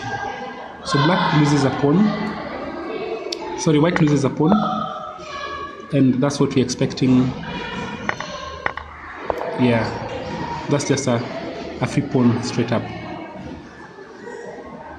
I'm not sure what Riley had in mind, but Riley will lose a pawn here. That has been played, and knight d5 is going to follow shortly, and Riley will be quite uncomfortable. We are looking at Andy Zane versus Manyeki Nathaniel. Let's see what's going on here.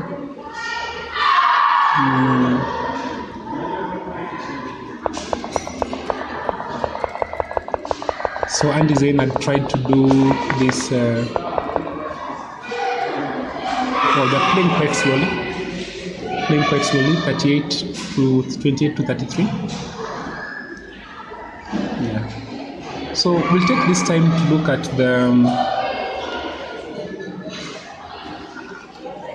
other rounds and just see what the results are like, if they've been updated. We'll look at under 8 girls. Round 7 is not updated yet, but we are seeing Zawadi Zoe versus Michelle Bishuga, and we are looking at Jenna Ward versus Ella Akacho, and we are seeing Brother Ivy who was playing Tello, that is not updated yet, and so the scores are not updated for round number 7. Okay. Only thing we can do is see what happened in round number 6. Saida won against Patience. Waweru won against Tabitha. That's Patricia Waweru. Brutaliza beat Neri Achieng. And Wamwenje beat Ronnie Pendo. Jadarudo beat Jaylan Mamboi. And in the under 10 open round 6, we had Darian Keegan beating Jaden Kiogora, Marc-Antoine beating Dennis Wafula, and Zen drawing with Kimani Ndarwa, Manyeki Nathaniel beating Adriel Baraka, and Muli Faraja losing to Kiplangat Baraka. Did we see this game? I'm not sure whether we saw it or not. Then under 12 girls, round number 6, we had Gishuga Wanjiru beating Inde Joy, Riley Matingi beating Blessing Chepkoiwa, Kaburo Winnie beating Salma Nkatha, and Sesenia getting another draw against Yasmin Akinyo Chieng, and Atara Wright beating Bridget Atieno Amaya. Then we had under 12 open, in round number 6, this is Awin Ndege beating Gishana Elma, Okembwa Elvis drawing with Danson Ryan, Francis drawing with Dayson Irari, Trevor Kipngetich losing to Apamo Shem, and Jesse Jaden losing to Wamwenja Bednego. And then under 14 girls, round number 6, we had Obonyo Abigail beating Kungu Nicole, Waso Abigail beating Angel Mudoni, Cassidy lost to Wendo Brianna, Shukri Shakira drew with Bella Nashpai, and Fantalis Ndota beat Kukariziki, Hera Hadabai.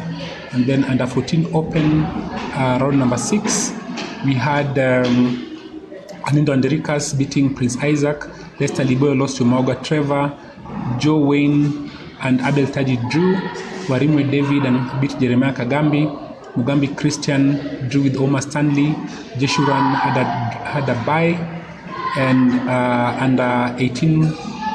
under 16 girls, we have Rotich Shepto beating Natalie Watitu, Genevie Mashao beating Samantha Kemunto, Kaloki Zuri beat Triza Wanjiru, Mwashe Yvonne beat Gakenya, Kagambi beat Kosala.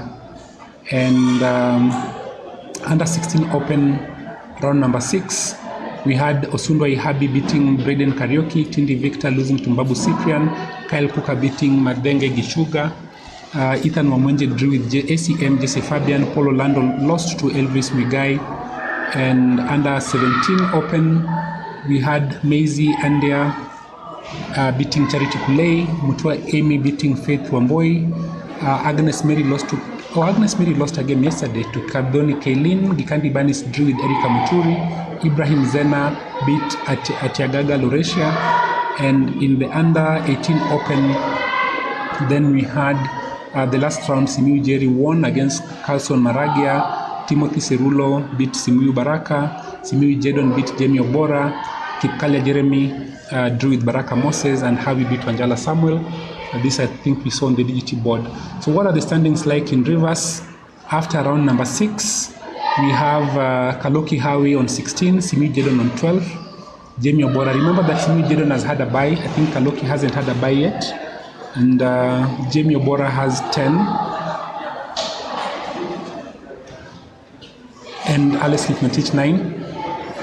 So all players have points on the board, which is good. Then under the girls, under 18, Agnes Mary is leading with 15, Ibrahim Zena is on 12, Gikandi Banis is on 11, Atiagaga is on 11, and Maisie Andy is on 10, Erika Muturi on 9. We're using Bilbao's system. Bilbao's system is 3 points for a win, 1 for a draw, 0 for a loss. Kaylin Gadon is on 4, Charity Kuri on 3, Faith Wamboy on 1, Natasha Wanjiru on 1. All players are on the board, which is good. Then we have under 16 open, Babu Cyprian on 15, Kyle Kuka on 13. Remember that these are the 2 top players playing right now. Babu Cyprian is ahead on the board, but the game is not over. Quite some work to be done, but he does have a big advantage. Madenge Gichuga is on 10, Elvis Migai is on 9, Ethan Wamwenje 8, 7 for Osundwa, Jesse Fabian ACM, Paul Orlando Jr., and Tindi Victor is on 6, Braden Karaoke is on 3, and Gisharu Delian has a point. Remember that these are the top players in Kenya in the junior category. In the under 16 girls, Kaloki Zuri and Masha Genevie are on maximum 15-15. I think both of them have had one rest, if I'm not mistaken. Let me just check for Genevie that she's had a bye. Let's check this. Okay, it's not opening, so we'll leave it as it is. And oh, it is, yeah. So both of them have had a bye, so they're on maximum. Both of them have won all their games. Currently, Genevieve is ahead on the board. Big advantage against Kaloki Zuri. So we'll see how this ends. But if Zuri is to win, then if Genevieve is to win, then she has a really big advantage. Remember that Zuri has a provisional WFM title. All she has to do is to get a rating to 1900. She's on 1788, so far gaining 40 rating points from this event, therefore needing less than 100 to achieve her WFM title and be one of the top rated ladies in Kenya today. Genevieve is rated 1542, so this would be a big dent on her rating, on the rating of Kaloki if Kaloki wins. Kagambi, Angel is next on 12, Mwashe is on 9, Kosala is on 9, Rotich is on 9, Triza is on 6, Wamboiga Kene is on 4, Natalie Waititu on 4, Samantha Kemuntu on 3, and Tamara Zawadi Musimi is on 3. All the ladies have points on the board, which is good. And yeah, if we go to the under 14 open category, Bugambi Christian on 13, Abel Taji on 10, Jeshuran on 10, Wayne John 9, Warimo on 9, Anindo Anderikas on 7, Prince Isaac on 7, Mauga Trevor on 7, Kagambi Jeremy on 7, Goma Stanley on 1, and Lister Liboyo on 1, all players on the board. If you go to the under 14 girls, Bella Nashipai on 14, Waso Abigail on 11, Shukri Shakira on 10, Fantalis Brita on 10, Obonyo Abigail on 8, Ariane Hera on 7, Wendo Brianna on 7, Cassidy on 7, Kuka Riziki on 7, Gilana Angel on 3, Kumu Nicole was not okay, but I think she's put 3 boards on the point this morning, having beaten Ariane Hera in the morning game. Then we have under 12 open. We have the standing. We have Danson Ryan Kimani on 13, Apamo Shem Mali on 13, Jesse Jedon on 10, Abednego Wamwenje on 9, Awin Degwa on 7, Osiliana Eli on 7, Trevor Kipnetich on 7, Keishon Gishana on 6, Francis Gashiru on 5, Irari Dayson on 4, and Okembwa David Elvis on 3. All players once again on the board are very important. Riley Matingi is on 15, Maximum Kaburo Winnie on 13, Inde Joy on 10, Yasmin Akinyi on 10. And by the way, Riley Matingi and Kaburo Winnie are playing right now, and that actually we can have a look at, just see how that game is going, because that would be an important determinant. And Winnie Kaburo won the pawn. We looked at it, we said this was a mistake, and yeah, that pawn has fallen. And I think this position looks very bad for white. Yes, they are trading pawns, but the position looks very, very bad for white. Anyway, back to the board. Let's see. We are looking at this category. Kaburo is better on the board with 13 points versus Riley Matingi, who has 15. Inde Joy 10, Yasmin Akinyi 10, Wanjiru Gishuga 9, Makanga Annabel 9, Cecilia Akwe 6, Nkatha Mwendwa 6, Atara Wright 6, Chipkoyo 3, Bridget Ateno needs to get some points on the board. Under 10 open, Andy Zenright on 14, Jason Darrow on 11, Nathaniel Manyeki on 10, Mark Antoine on 10, Muli Faraja on 8, Muli Faraja being the Africa under 11 champion, Adel Baraka 8, Jaden Kiai 6, Kiplangat Baraka 6, Jaden Kegora 5, Darian Rotich Kigen 4, and Dennis Wafula requiring a couple of boards on the points on the board. Under 10 girls, Britaliza Amanda is on maximum 15, Neri Achiem on maximum 15, Gadarudo on 12, Saida on 4. On 12 as well, Wamanje Naomi on 9. Jaylin Mambui on 2.5. Patricia Waweru on 6. Jayla Wambui on 7. Tabitha McKenna on 6. Angel Marian Machel on 4. Patience Chepkoiwo on 3. And Ronika Pendo requiring some points on the board. Under 8 open, Carl Anyimu 15 out of maximum points. Sean Miles 13. Mayan Olitip on 12. Mukwana June Pence on 9. Matthias Karaoke on 9. Mudenyo Baraka on 9. Ethan Kipto on 7. Rian Mutinda on 7. Gitao Mutukui on 6. Muratime Martin on 1. Leon Mwema Otieno needs some point on the board. And finally, under 8 girls category, Jane Awor on 12. Ivy Wangoi Murada on 12. Alia Jasmine on 10. Ariela Tello on 10. Michelle Wambui Gishuga on 3. And Amini Muhani on 9. Michelle Wambui on 9. Amini Muhani on 9. Katie Wambui Mutiti on 9. Zoe Zawadi on 6. Princess Alela on 6. Ella Akacho on 6. Stacy Ndege requiring points on the board. So we'll go back and look at the games as on the board, see where we are. This is the current situation. Jedon won his game. Gikandi Banis Wamboi versus Mary Agnes. A couple of the dangerous moves we had in mind happened. So Mary Agnes picked this pawn.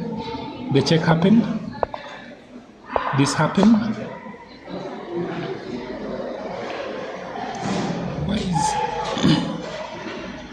Why is white so much better?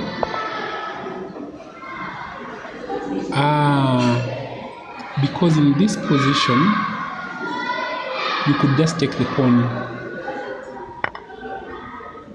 And the check we had in mind doesn't work. And black didn't do that. Remember, we had looked at a situation where the king moved here. And if you take the pawn now, then there's this check here. Wait, whoops. No, this is... I'm lost. I have no clue what to do. Okay. Seems like an only move. Threaten a trade. No, you can't trade, can you? Can you really trade this, guys? Let me see. I don't think you can trade. No. Because you lose this game. I think.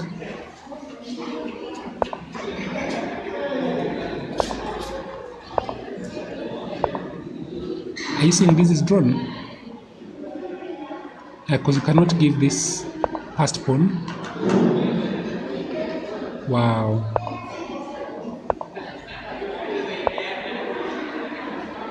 Yeah, there's this now. Interesting. So a bit of care to be had. So you have to take this guy first.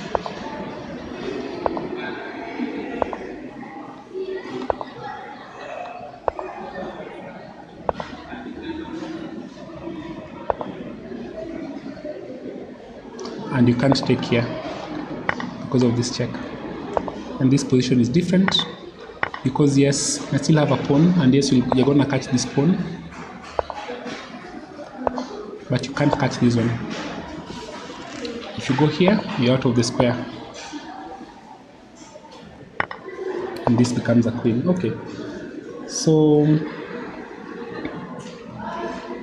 this particular one is a bit tricky. Banis Gikandi is and actually rook to queen to c8 has been played. So Mary Agnes is playing the game of her life. Babu Cyprian seems to have equalized. This game seems to have normalized. Let's see what happened. We left it here. Oh, that was not ideal actually. They tried for a trap here instead of just defending the bishop, and consequently the position are sort of equalized. I think this would be a mistake.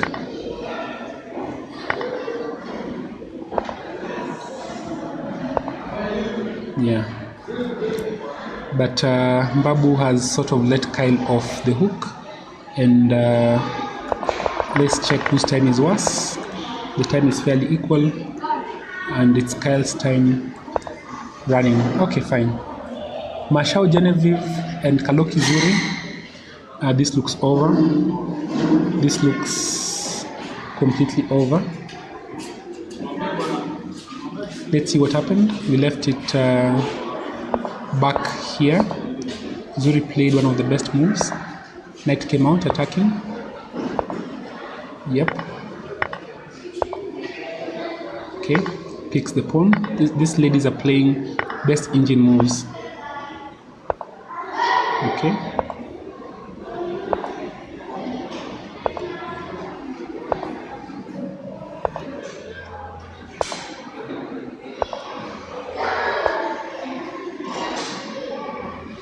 Okay, so Zuri to play, and why can't we pick this guy? Because then how do you stop this other guy? Well, you can stop this one.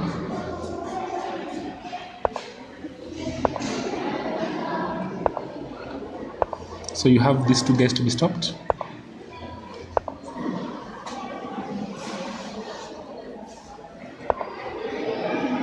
Not really, you really can't. So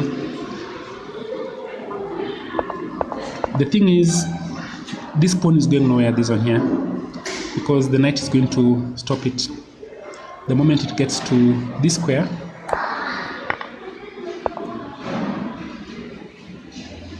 it's getting stopped.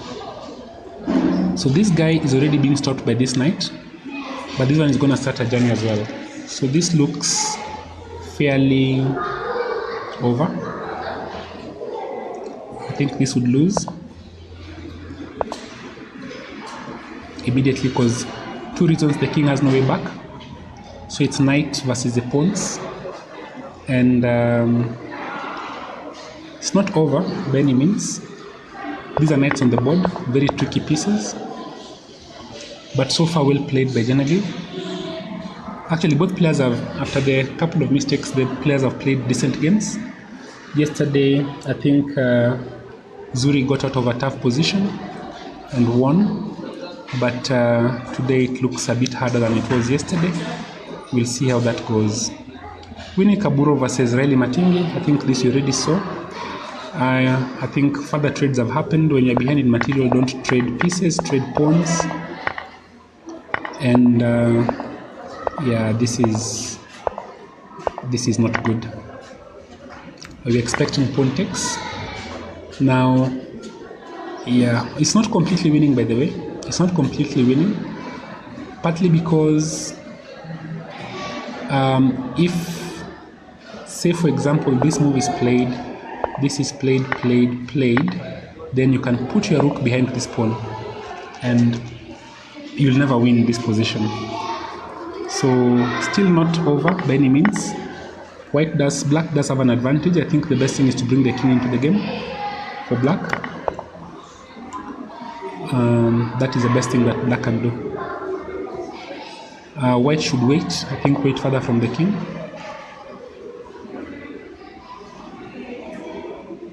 Yeah, because then after this, still drawish. Or you can actually just play not there, but play here, and the rook is coming behind the pawn.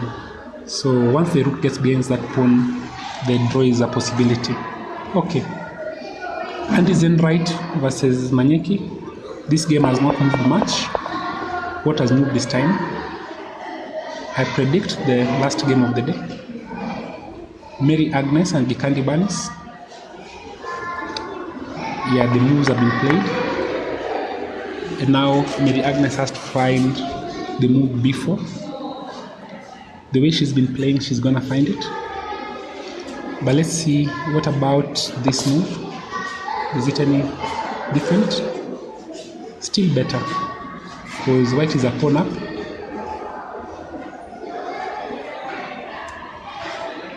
Yeah, play here. This doesn't work, I think, because the check still happens. So this is the real threat. And it looks like you can come and attack this pawn, but you can't because of this. And you can never take this pawn already. So that's a pretty serious threat.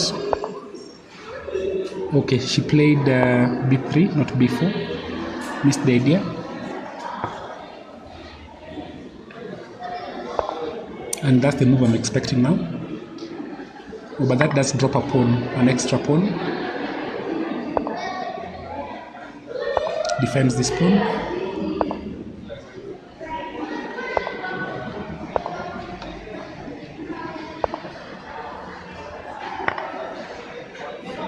Yeah, so this is, I'm predicting this is what will happen in the position. So Banis is in trouble but not lost. There's been movement in the position. So what happened? Knight came back. Yeah, I think that moving this pawn is not necessary. I think that's what, moving this king back to stop the pawns is not necessary at all.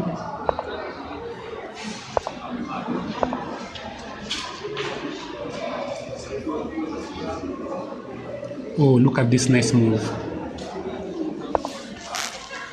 You have to sacrifice something. The king can't move. The pawn can't move. The pawn moves. I take it.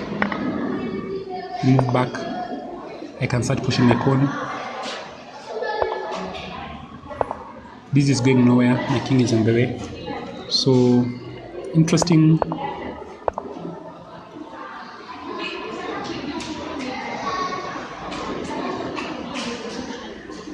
Interesting position. Still completely winning for white. But this way back I think was not ideal. Attacking the knight. Make a queen.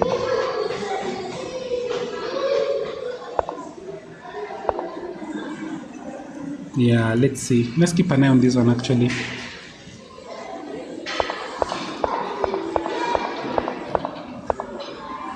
Yeah, I'm expecting the move g4, so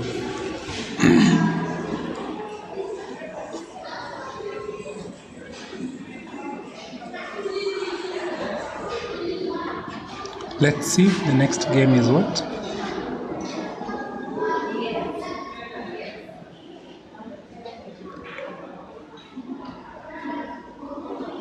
Yeah, Kaburo versus Riley. You definitely take that pawn.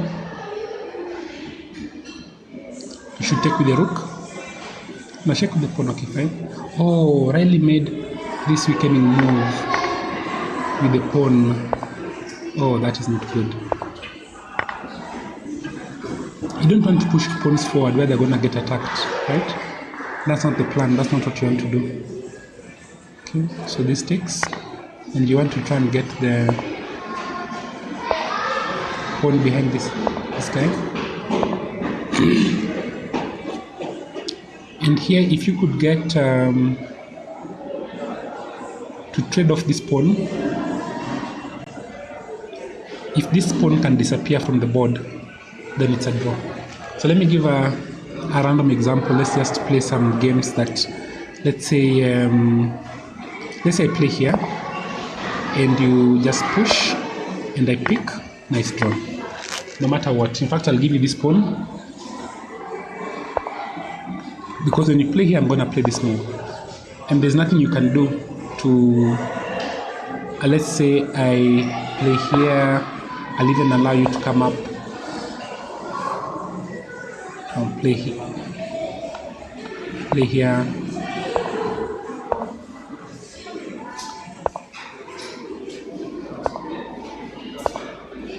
Okay, this position is completely wrong. Because there's no way this rook can come out to come and attack. So they still spread something. Let's see what Riley has in her store. Actually, she's... No, this is here.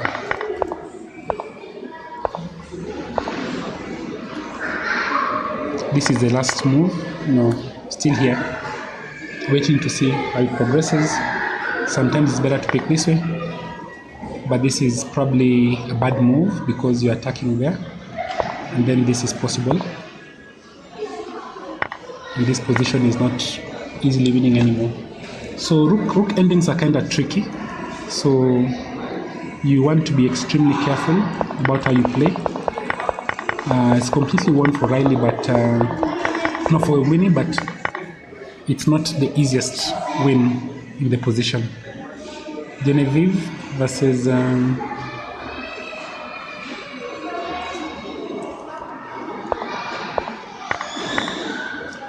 wow, this is unexpected. There's no complication there, I hope, because the knight cannot come to check. Push. And if you push this guy, I think you can find yourself in trouble. Because now when you queen, there's this check. Queen, yeah, so Zuri may have that out. Let's see. Let's see what happens. I'm actually expecting this line now. Push.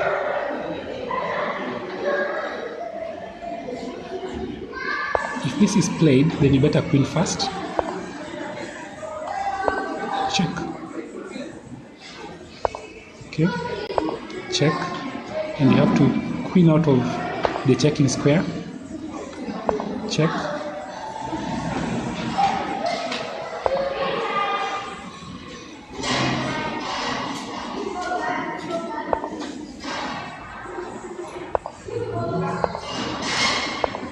Yeah, Genevieve has made this harder than it should have been. There are many drawing possibilities and she can blunder away the win anytime. So that was not necessary at all. And Zuri has gone in to think a little bit. But the difficulty is in realizing that you can actually let this pawn queen. Can even be done here, I think. No, not here. Because now the guys can't move. So that's really bad. Okay, fine. Okay, we'll see when it's Genevieve's turn to play. Let's see how this has progressed. Yeah, here the main thing is to try and bring your rook behind this pawn. That's what we can look forward to. And then there are draw possibilities. Gikandi versus Agnes Mary. What happened? Picks there. Queen. Okay. Check. Next left. Benjamin says this is completely drawn.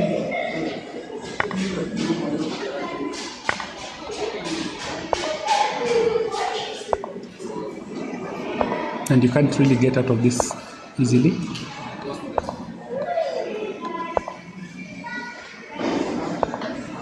Yeah, this king and queen endings are kind of complicated and tricky, so I'm not super pumped about it.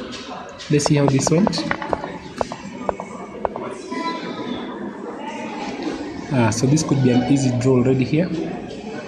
Attack again. This doesn't work.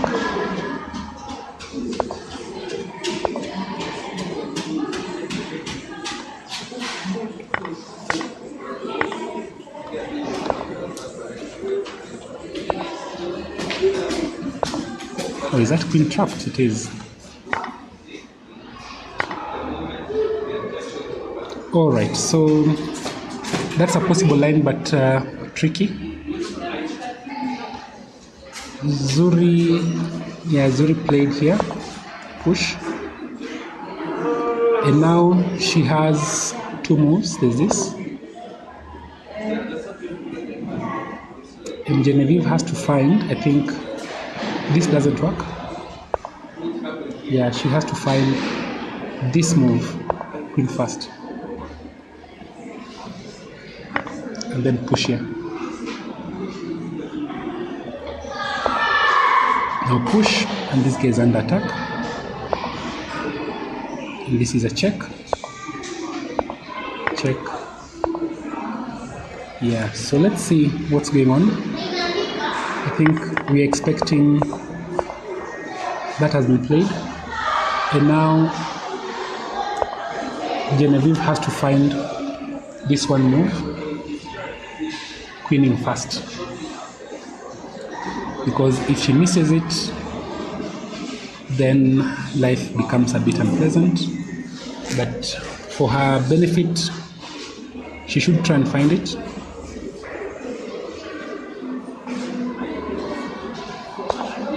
Oh, she missed it. It's over. It's a draw. She missed it. And she missed what Zuri had in mind. She completely missed it. And wow, Zuri gets out of this one once again. Zuri gets out of this. And Genevie will be shocked.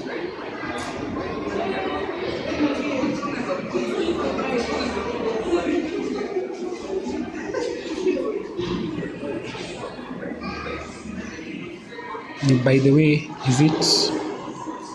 Yeah, you sort of have to queen.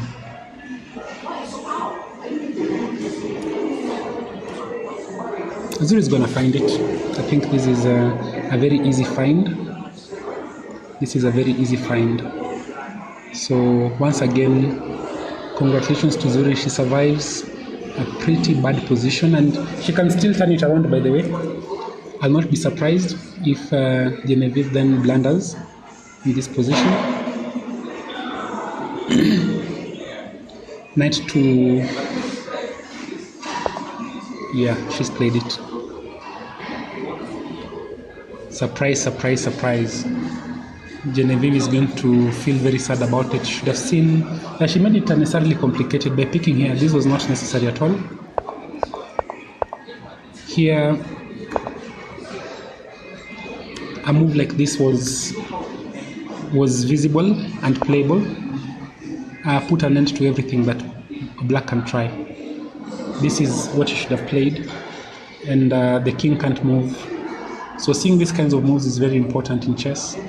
The only thing that can move is maybe this knight, but knight has to fight against these 2 pawns. And if you want to sacrifice, yeah, so it's not over, but it is very far from ideal, because this is what we have, and I think at this juncture Genevie realizes what she has done. Yeah.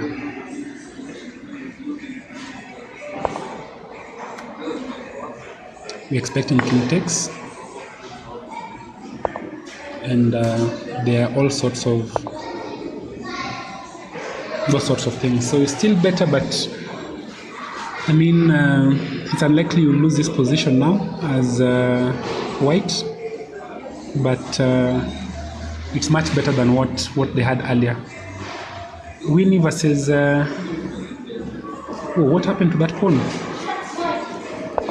Okay.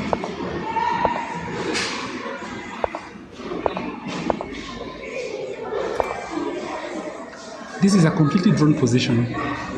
Save this pawn.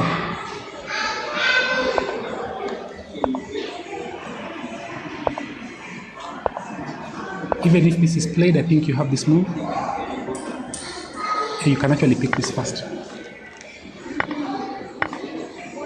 Yeah, oh. So this rook endgame things, guys, need to learn them. Because yeah, this is so far so good. Completely drawn position. And then Riley played this move, which makes no sense at all. And now they are losing again. Because once the king comes up, what's your plan?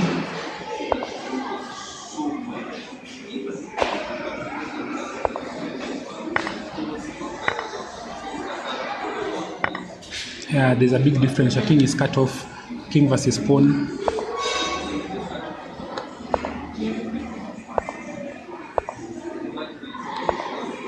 Yeah, this is losing.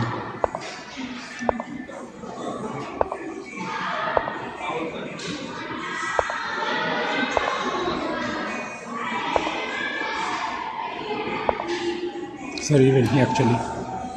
This. So let's see what's going on in this position. Riley should have seen the need to just save that pawn. She didn't do it. That has been done, so it's all tricky.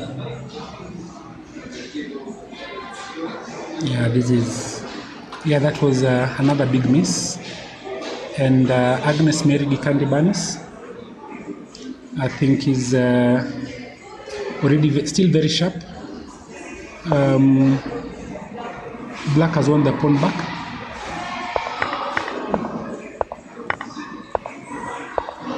Yeah, and here for sure you should have picked back with the queen, I think. Yeah, and this is one of those where suddenly the position has changed. Babu versus Kuka Kyle. Babu is down to 8 minutes in a very tough position. And it seems as if Black has turned things around. Kaloki, Zuri. Yeah, so you still have to be very careful with these lines.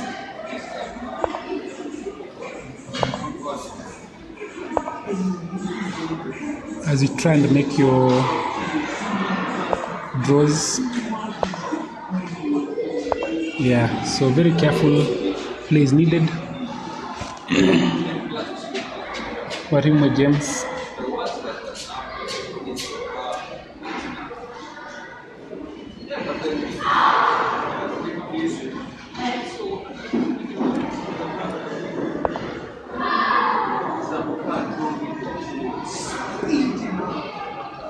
Yeah, the king has to start making its way towards this other pawn.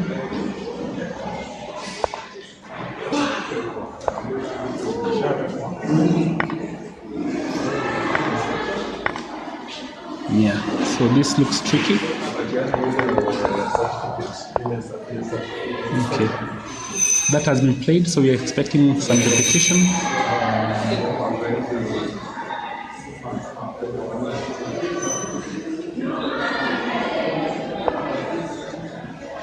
Have you seen your friend?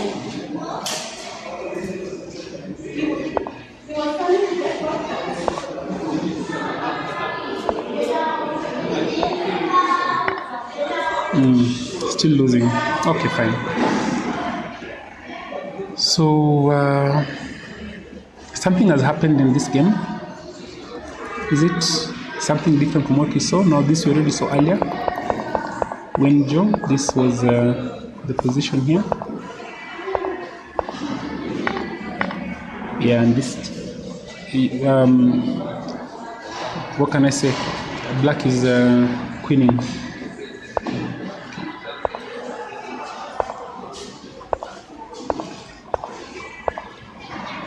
Yeah, Black is queening by force. And this is actually very bad because let's say you play a move like this, I think you can play this check.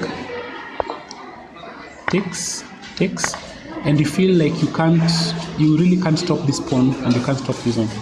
There's this threat coming up, so, and there's no way to stop it, literally. Even if you play here, that is within my square. So this is lost altogether. I'm expecting resignation because now takes. And the game is over. You can't stop this pawn from queening. That is what is coming up. Well done, Warimwe. David. Good game. Kuka Kyle has turned it around.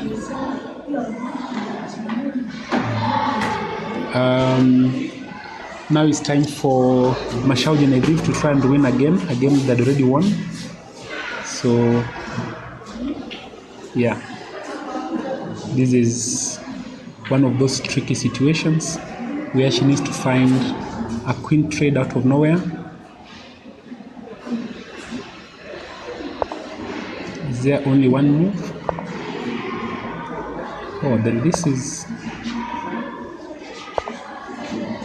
Yeah, that would be a forced trade. Okay, fine. So when this check is played, one move is drawing. one move is losing. So if you move your queen up, then this check happens, and you have to go to either one of these diagonals. So check has been played, and Julie has played the correct check.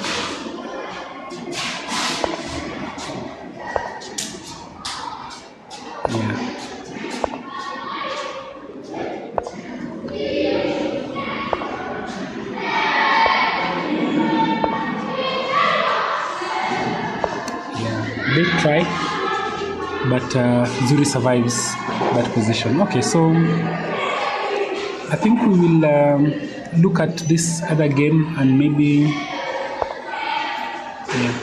this we saw. Takes. And you can't take here, by the way, because of this check.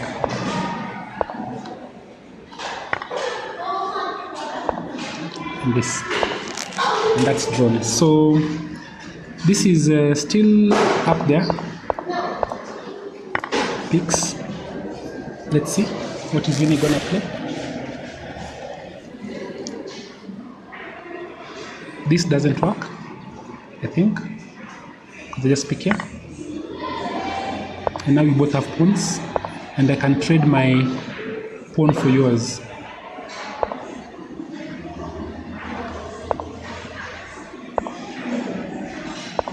Just take this, tick, then I push this on, and you have to sacrifice your rook also for this pawn. So it's a bit still up there. Rook endings, very important ending to learn. Yeah, very nice move by Winnie to play that. That's the best move actually, and it's completely winning now. So Winnie will win this game. After that, it's very simple. There's not much else to do. Agnes Mary is down on time from a winning position. I think she has to be very careful. You can't afford to trade queens here.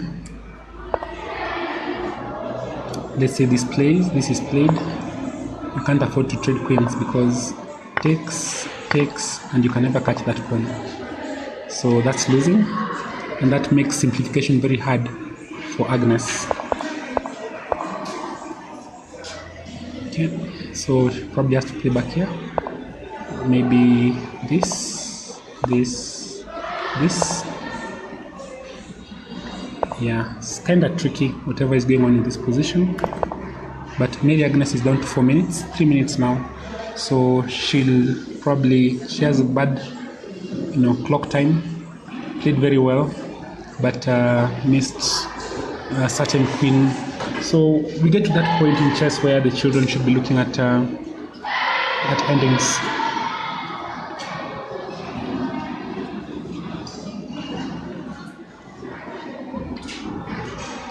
Kyle,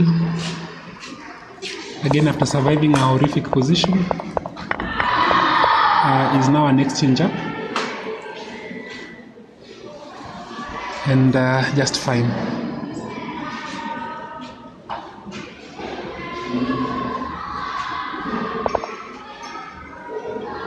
Yeah, this is drawn. Genevieve can't believe it.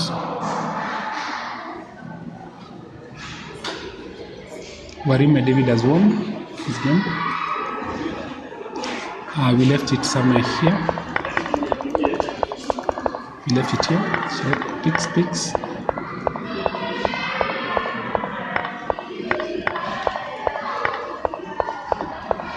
That's a checkmate on the board. And Andy's invite versus Nathaniel Manyeki. This is actually still going on.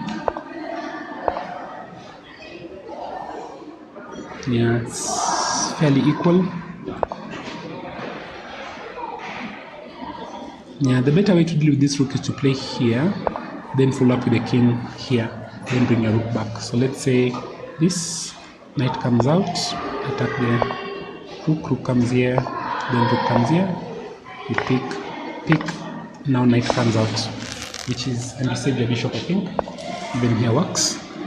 So a drawn position, a slight edge because of this outside passed pawn. You can't trade easily. So yeah.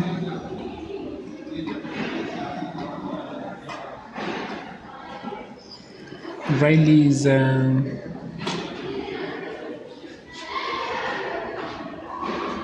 let's see. They're all trying. Still not too late to make a mistake.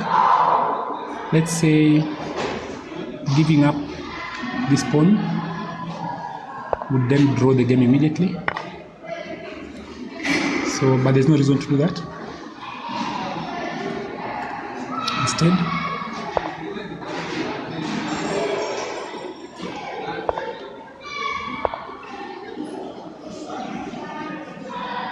this loses because you just come back. It doesn't lose actually. The queen on time. Wow. Take here, but anyway, the king is cut off. Yeah, that's an easy win. Interesting. So let's see.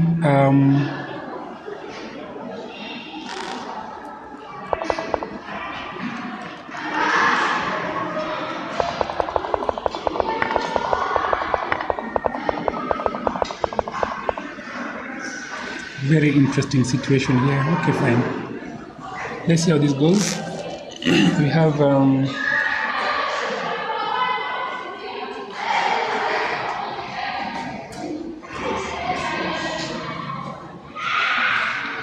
sorry guys, this whole time you guys weren't able to see me. Please put in the comment section so that you can see that you can't see us, then you can make an adjustment. And I'm really sorry about that. Let's move this camera a bit closer.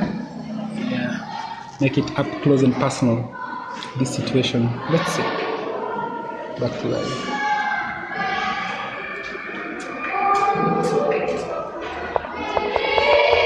Yeah, this is bad. And Genevie has to be very careful about the possibility of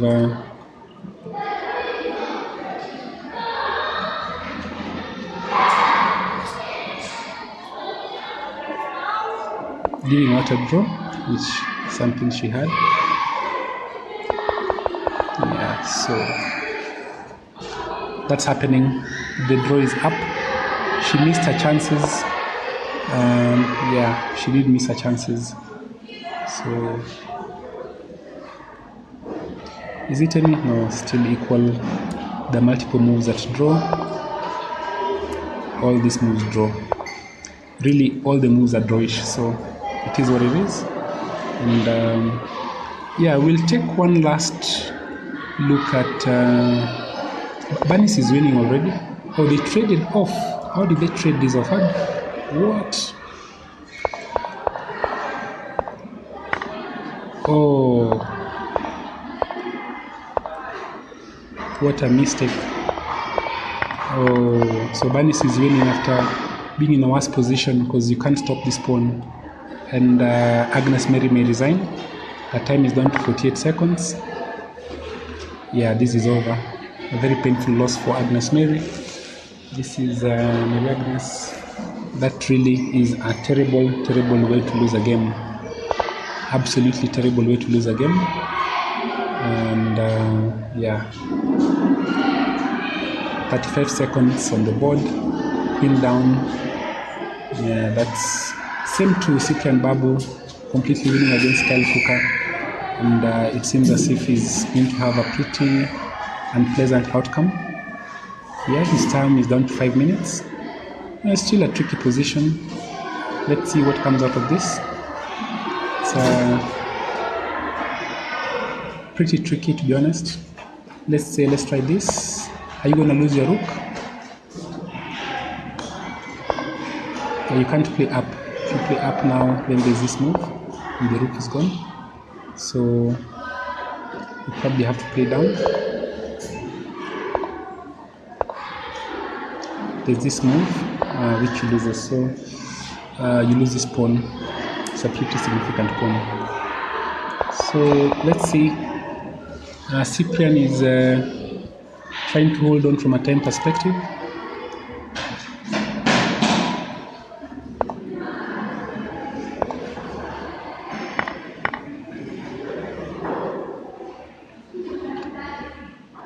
Is this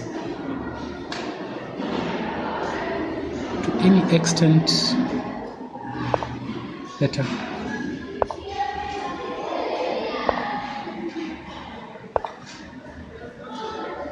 Interesting. And this will just be a bad move, I think. Oh, actually, it's checkmate in one, so that doesn't work. All right. So that's why you probably have to prepare it. But Kuka is better. Genevieve and Zuri are drawing.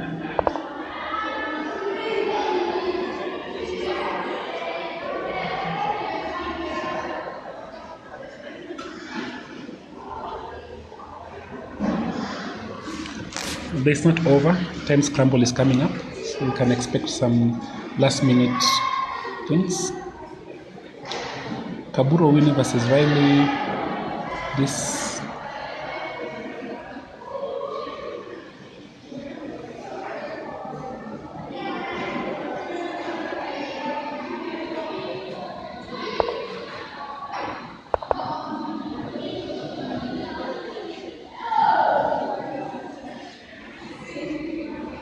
but this is over, no?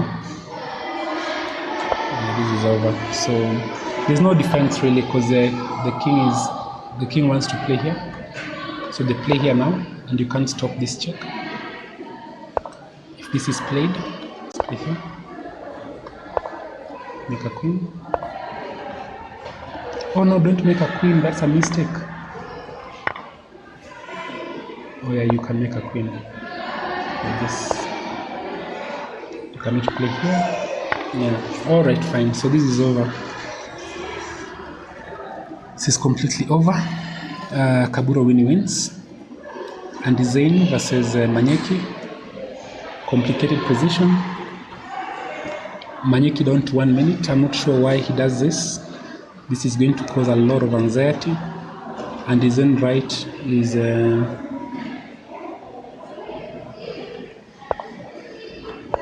sorry, not that. Not that. Picks. No, pick with the queen. He has this outside passer. No, okay, pick with the knight. Play here.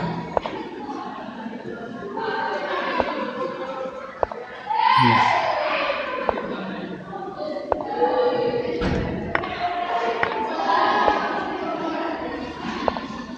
So this is very tricky actually, because this is a protected passed pawn versus an outside passed pawn. Protected passer is better than an outside passed pawn. That's one thing you want to know, guys. But the main factor here in this position is time. And I'm not sure why Manyeki does this. I'm not sure why he does this, because the time situation is pretty bad. For Nathaniel is down to 24 seconds. Unless a draw has been agreed and you're not aware. Maybe that is the case. And we're just not aware that a draw has been agreed in that board. Banis Gikandi has won against Mary Agnes. I think she won on time. Yeah, she's won on time. And Kyle is winning against Cyprian.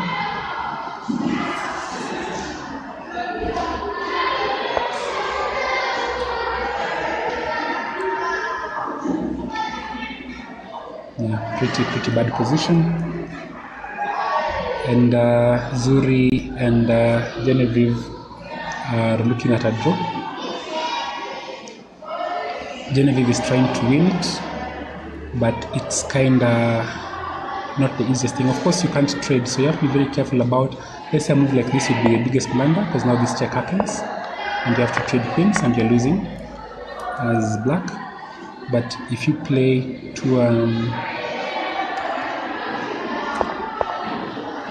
now these kinds of moves have to be tried, but it's not the easiest thing at all to get out of. The time situation is kind of tricky. Gikandi Banis, 4 games going on.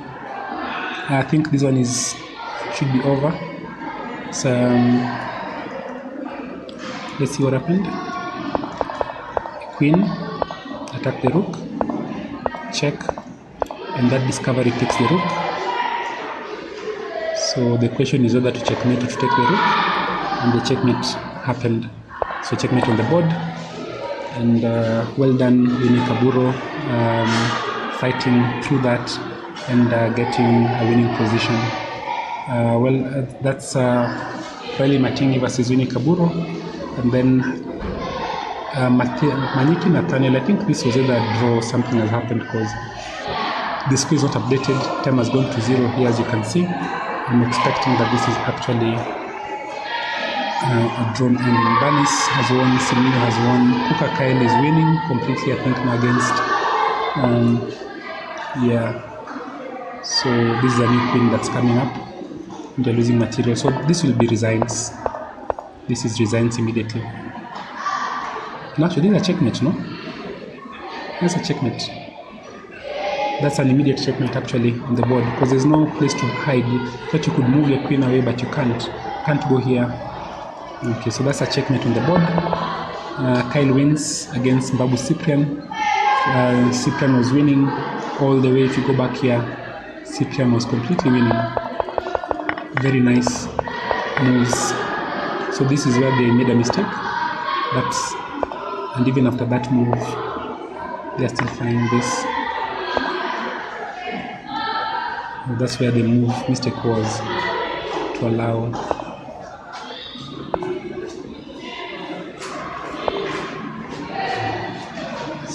Yeah, so this is a tactical position, but so all the games are over, I think, except for, all the games have to be over. All the games have to be over now.